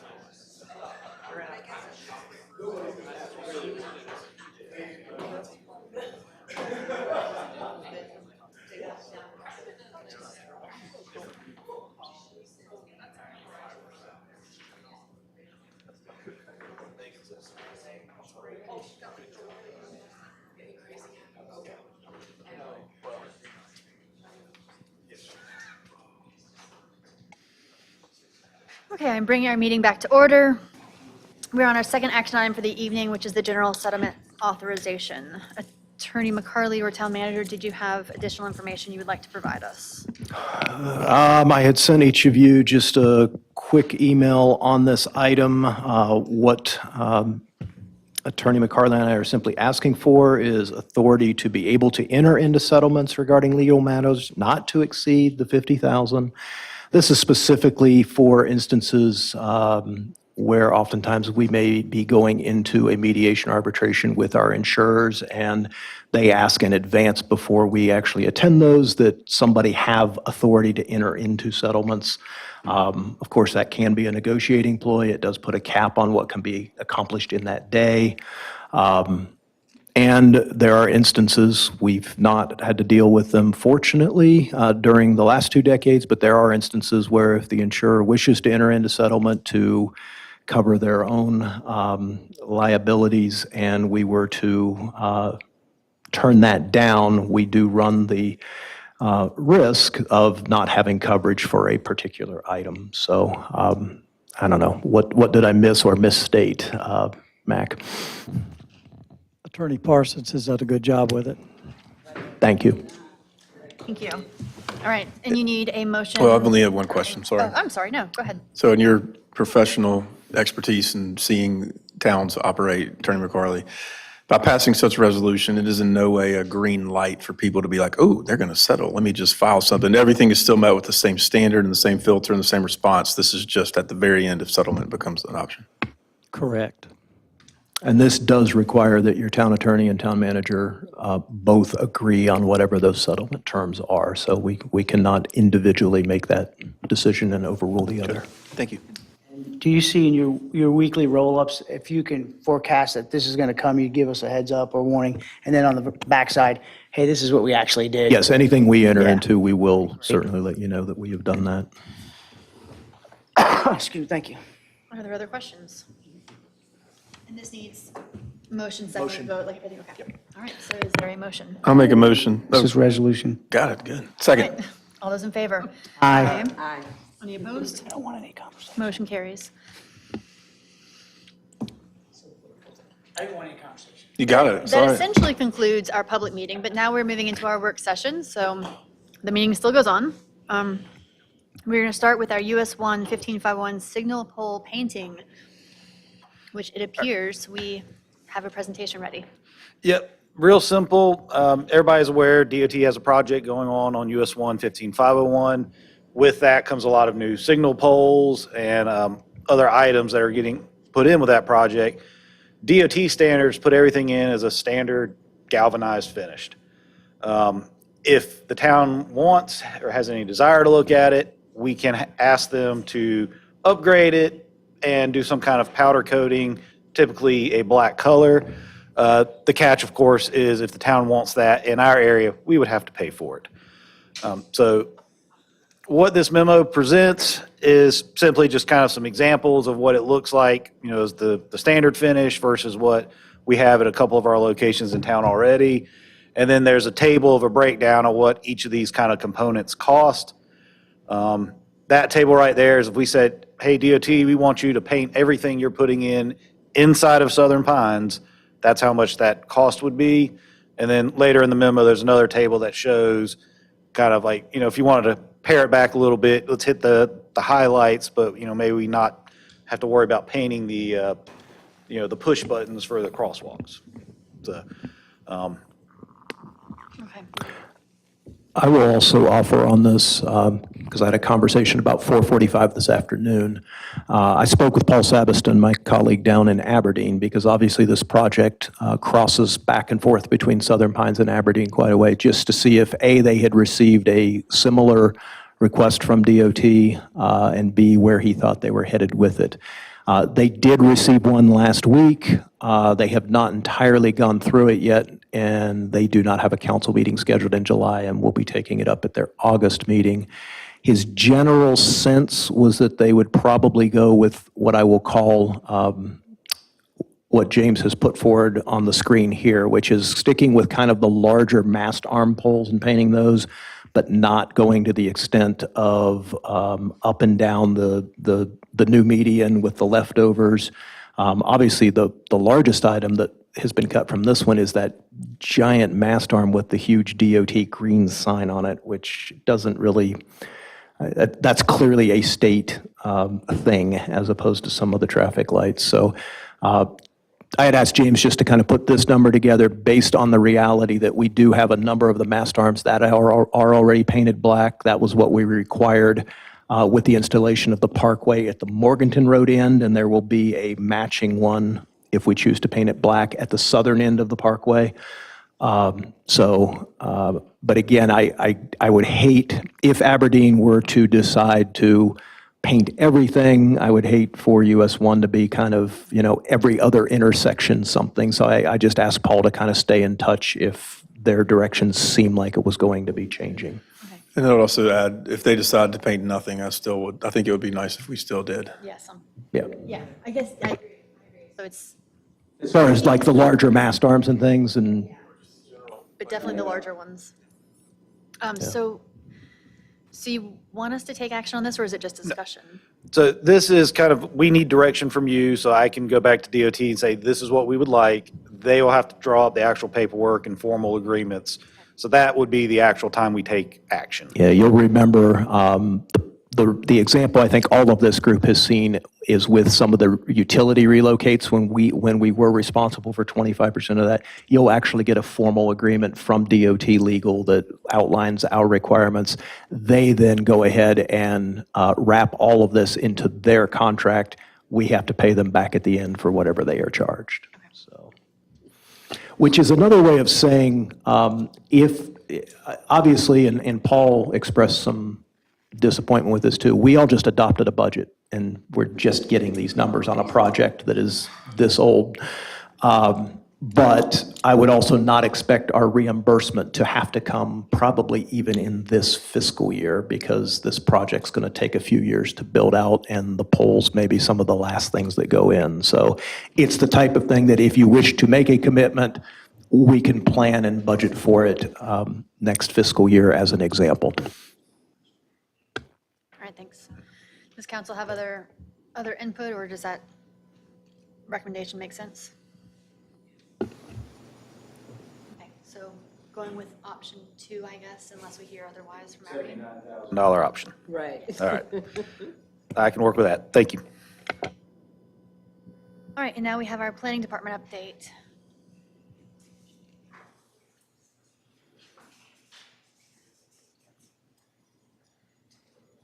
Good evening. Good evening. I'm just filling in for BJ while he's out, and I'll keep this pretty brief.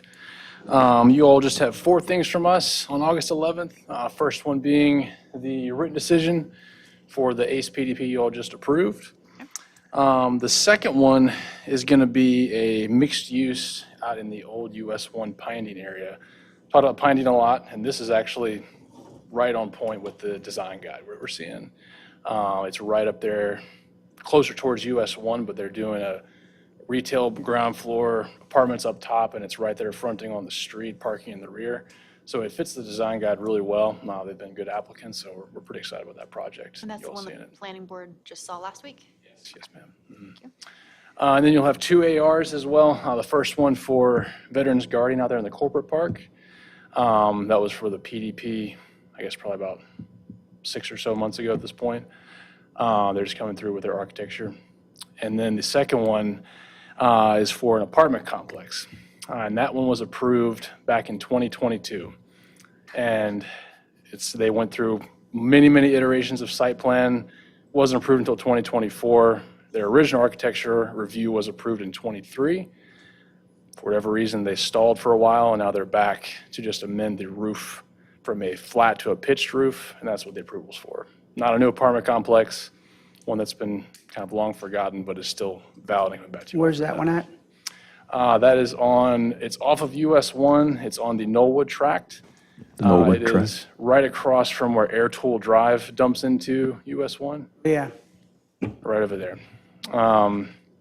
But there's a couple small issues that Gene Ruiz is working through with them. If he is unable to resolve those in time, it may get bumped a month. But as of now, I expect it will be on the agenda still.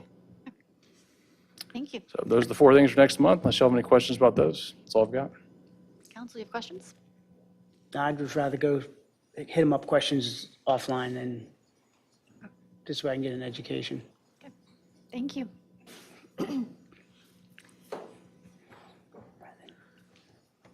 All right, and the last thing on our agenda is our roundtable. Are you kidding me? Ms. Peterson, would you like to get us started? Wait, just pause before you get started. Not just because it is late and it's a long meeting, but because roundtable should have some guidelines. If it is something that's going to take more than 5 minutes, either put it in an email or find the time to talk to council or staff outside a meeting, or we'll get it on an agenda. So you're giving me 5 minutes to be able to talk? I'm just saying a 5-minute guideline is probably appropriate for us to get through roundtable in 30, 25 minutes. All right. Checking my math. Interruptions, right? I'm not going to time you, but you're welcome to time yourself. All right. Okay, so on flock cameras, I've got lots of information, and I did tell you all I would share with you. ACLU has constitutional issues, just. On flock cameras, God, I wish I could start my time again. I said I would get back to you. ACLU has the constitutional issues. The town of Pittsburgh, the town of Los Angeles, Cary have all gotten rid of their flock cameras. Just want to let you know that. In Cary, just parts of them. Pittsburgh and LA shut it down completely. Hacking into the system is possible. You can pull up the YouTube video that says it's possible if you care to do that. It might be disinformation, so I checked with the IT folks, with Special Forces at the base, and they said yes, they could get into it within 15 minutes.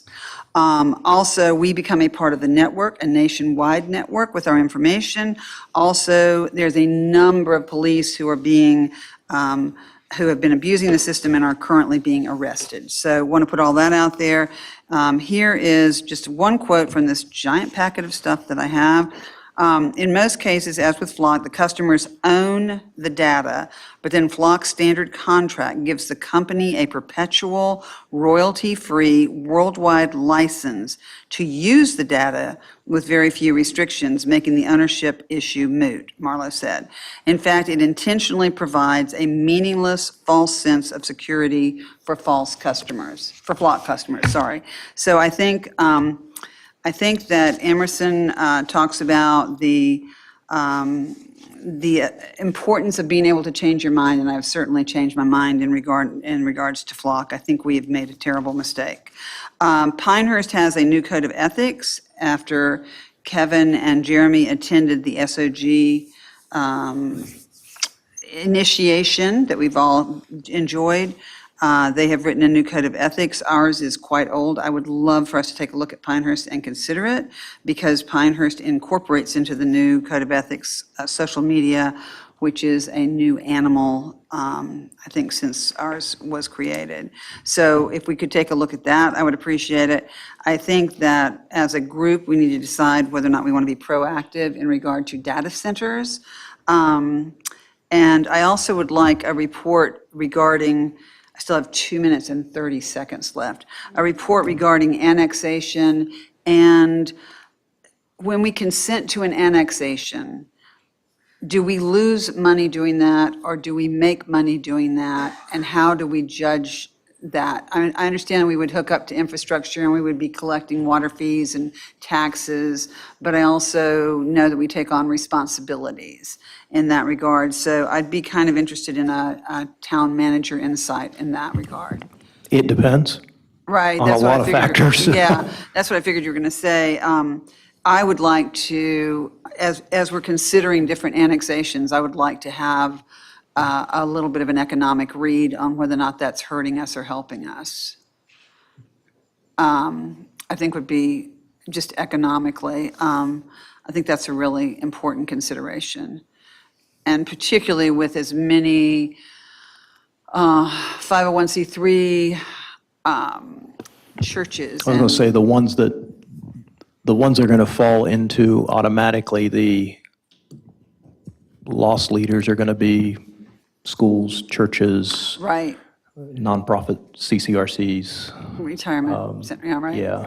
Right, Residential structures, it just entirely depends on what the value of those end up being, right. which is not a way to promote affordable housing, but that's just the reality of the revenue stream that we deal with. And so you're walking that tightrope, and I understand that too, but I'm interested in trying to absorb that. Not that I'm definitely planted in one camp or the other, but I'd be interested in having that knowledge, so there we go. I think I'm done. I have 42 seconds left, and I will relinquish that to Mr. Pate. Appreciate it. I don't need near that much time, but I just would like to ask, just because in the public forum, I had asked Reagan some questions, just knowing he has a better working connection to the DOT than I would personally as a lowly council member. So I'd asked him about the wooden sticks that everybody's starting to see in Midland, and he'd gotten an update on that, as well as potentially that whole Midland corridor project. So if you could just replay in the public meeting what you Certainly, told us. and I've sent all of you the email I received on this, but if you haven't seen it yet, so the wooden sticks coming out of the ground in the median along Midland were as I anticipated.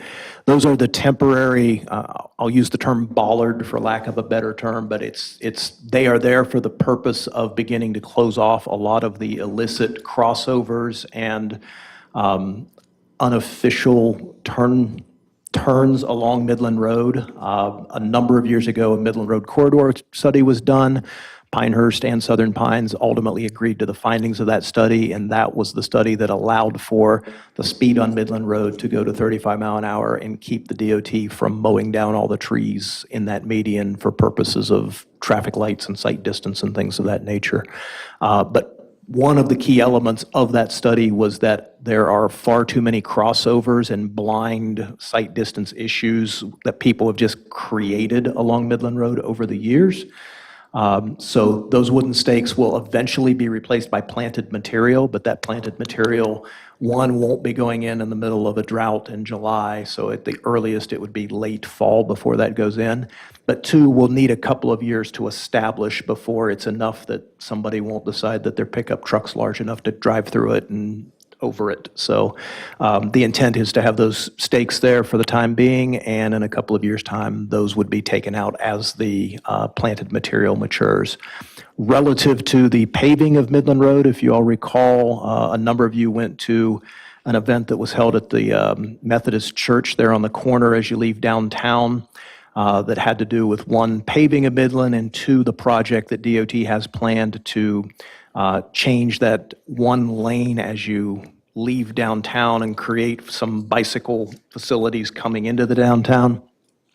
The paving is expected to begin in August, actually. So it's just around the corner, not August 1st. I think it was more of a mid-August that they expect to see the contractor. And that, of course, is weather dependent. But you may very well see come mid-August some lanes starting to close and some mobilization of equipment out there as DOT attacks the much-needed paving of Midland Road in both directions. I think that covered all of it. Thank you for that opportunity. Reverend Gray, let's jump over to you. Yeah, real short. Probably just another kudos to another one of our great officers in our Southern Pines Police Department. I was asked as a pastor to accompany a parent and child who were in a crisis mode. And the officer, you'd have thought he was a social worker. I mean, he just, he was extraordinary. I just, and I have not sent an email to Chief Polidori, but I will be doing that because he's just outstanding. And I can't remember his name, so that's why I'm not giving it right now. But he definitely has to get a coin. Just, he was wonderful. Oh, please, yes. Let me get my brain right because I was in the middle of doing something. I think it was a Saturday. I'm thinking it was last week Saturday, not this past Saturday. Yeah, a week and a half ago.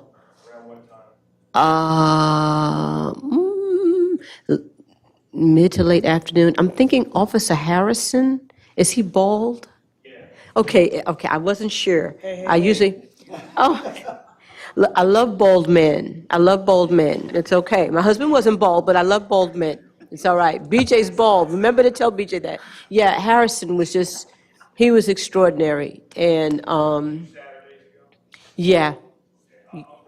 Oh, thank you so very much. I appreciate that. Thank you. Thank you. Bob? Yeah, I got 4 things. Put me on the timer. I want 27 seconds. You're at 30. I'm taking 2 minutes from you, Mayor. I'm not gonna time anybody. I'm just trying to keep us being efficient. I do, and because I have absolute respect. Number one thing I want to talk about, I got 4 quick things. Awesome job today by the mayor highlighting our police department.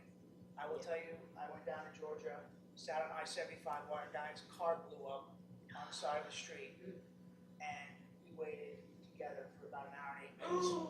Okay, had he or his dog been in the car, we waited that long on the side of the street. I had, honestly, thank the good Lord, I've never had to call the police department, but every time I see them in the neighborhood, they are out, they're proactive, they're engaged. So, ma'am, that's awesome that you did that, because we don't probably do that enough. Same with our fire department, but tonight we're highlighting them guys, so I want to say kudos to you.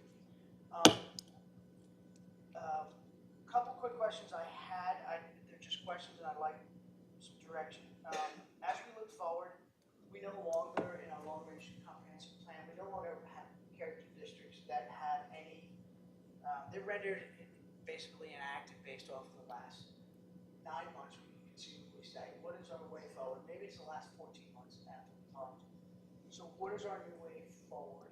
I don't need an answer tonight. I would like to come back to you guys within the next month, just see what you guys are throwing around. Because I really like the comprehensive plan that you guys put together, that 2040 plan. It's a gem. The only other things, and what my second and third order effect to that is, I'd like to discuss the opportunity to put more policies into place. As the political landscape changes quicker than we're able to adjust, the only way we safeguard ourselves as council members and staff members is have policies that protect us in our efforts to protect the community. And some things I think about, just basic business actions. We have UDOs, and those are sort of policies, but we also have the ability to change those policies. Like when we sit up here and we deliberate and go, yep, I know you need to have 99% brick, but it doesn't make sense here. I'm not asking for like hard things. It's the way we run business. I'd like the opportunity to come back, talk to the staff, and I'll hit you guys up with just to tune through the things. Yes. Yes. I am so sorry. I'll start from the top. Please reset the timer. Okay, thank you so much. The last thing, I would like to hit up, and I'll be 30 seconds, ladies and gentlemen. Mayor Carol Haney, former Mayor Carol, we have a great mayor currently, but our former mayor, she wrote basically, and I'm going to use some poetic licensing, a code of ethics on the way we manage our personal business while we're acting on behalf of the community. I have not found one that's been updated since then. Is that something that, We had a draft at one point. did we? Pinehurst is pretty beautiful. We need to just steal it. Yeah. And we have permission I to had do it that. in here, ma'am, but I didn't know, I'm not trying to give you extra taskings. You have so much on your I plate. think we already have it. I think it's just a matter of. Are we talking personal? No, not personal. Code of ethics for Yeah. us outside of our meetings? Yeah, it's like a rules of conduct, code of ethics. Oh. We have a really wordy, difficult, can't not do that, very Nick. objectively measured code of ethics. I would be glad to give you some other options to look at. Yeah, that'd be great. Pinehurst too. I'll forward Pinehurst to you. I thank have it, yeah. It's pretty great. They did a good job. That's all I had, ma'am. I yield my 27 seconds to you. 52. Well, I will only update you guys on things that have happened. It has been, I feel like everyone asks how things are going over the summer, and things slow down when it's hot, and it has been kind of nice to only have one July meeting, so I appreciate that we have continued that pattern. Since I've seen you guys, you'll see there's an email that I forwarded you from George Drexel, who wants to get involved on Whitehall. Reagan and I met with the county commissioners a couple weeks ago about some of the issues that they just wanted to touch base on. I don't know, I feel like it was just a nice opportunity for us to express some of our opinions on things they're doing. But that's all right. It was probably their attempt to do the same. The fire department wrapped up their fire camp last Thursday, and I was able to be at their graduation. To the fire department and the Parks and Rec department, thank you for all of their work over the summer. It's a lot to run camps and the pool and just summer staff, so I appreciate all the work that goes into that. To all of our staff, good job getting settled into the new building. We look forward to seeing you guys at the open house. I had a meeting there this morning with the Friends of Southern Pines. They have received their 501c3. They are officially an organization as of Saturday, they said. I'm not sure even how Saturday's the date, but it's a date. Congressman Hudson and I met with Verizon. I've heard a lot of concerns about cell service on both AT&T and Verizon, so Verizon made the trip down, which was really nice. Talking about they are going to go on the antenna that we approved that's behind the VCA clinic up across from the airport, but also maybe put in some small cells downtown. And that's, I think, everything that I had on my notes, although I'm sure more has happened. If I may just add the addendum relative to our meeting with Chairman Paserno and Manager Vest, one of the things that came out of that is they let us know they would be coming back to all the municipalities for an updated contract for the collection of our municipal taxes. That contract may be even more important than when we first met because of the Senate bill that is now being considered by the House and mailing requirements around setting tax rates after a revow. So that'll be something we'll be watching for when they come back around on that. But they are looking to increase the rate a little bit, which, you know, there will be an increase in fees as property taxes continue to be cut. So that's not shocking. I expressed my opinion that percentages are percentages and they don't need to be changed, but I'm not sure that they took that as my recommendation. But they said they would not push it this fiscal year because we just approved our budget, which was nice. All right, unless there's anything else for the good of the council. Just thanks again to the Douglas Center, since this is our last meeting. I know when I was a kid, the meetings were at the police station, so it hasn't been like infinite, but for the last 2 or more decades, they have been met here, so. The current police If, station. yes, where it used to be is some grassy field now. But if you, kind of for our history, are able to determine how long and when this building was used for these meetings, it'd be kind of neat. That would be nice, yeah. Yeah. Yeah, if we do know, we'll mention it at the next council meeting. Give him a big thanks for all the years. I'm going to say 2006 or 7. I want to say 7. Really? Wow. But we'll And- verify That was that. almost 20. Really a simple minute search, because all the minutes have the address of the meeting, so. And the change to the calendar was actually not a change to the calendar, it was just a change to location, right? Because I looked at, none of the dates were changed. Cool, good. Moving forward, If there is a motion to adjourn. I move to adjourn. All those in favor? Aye. Thank you, guys. See you at the town hall in August.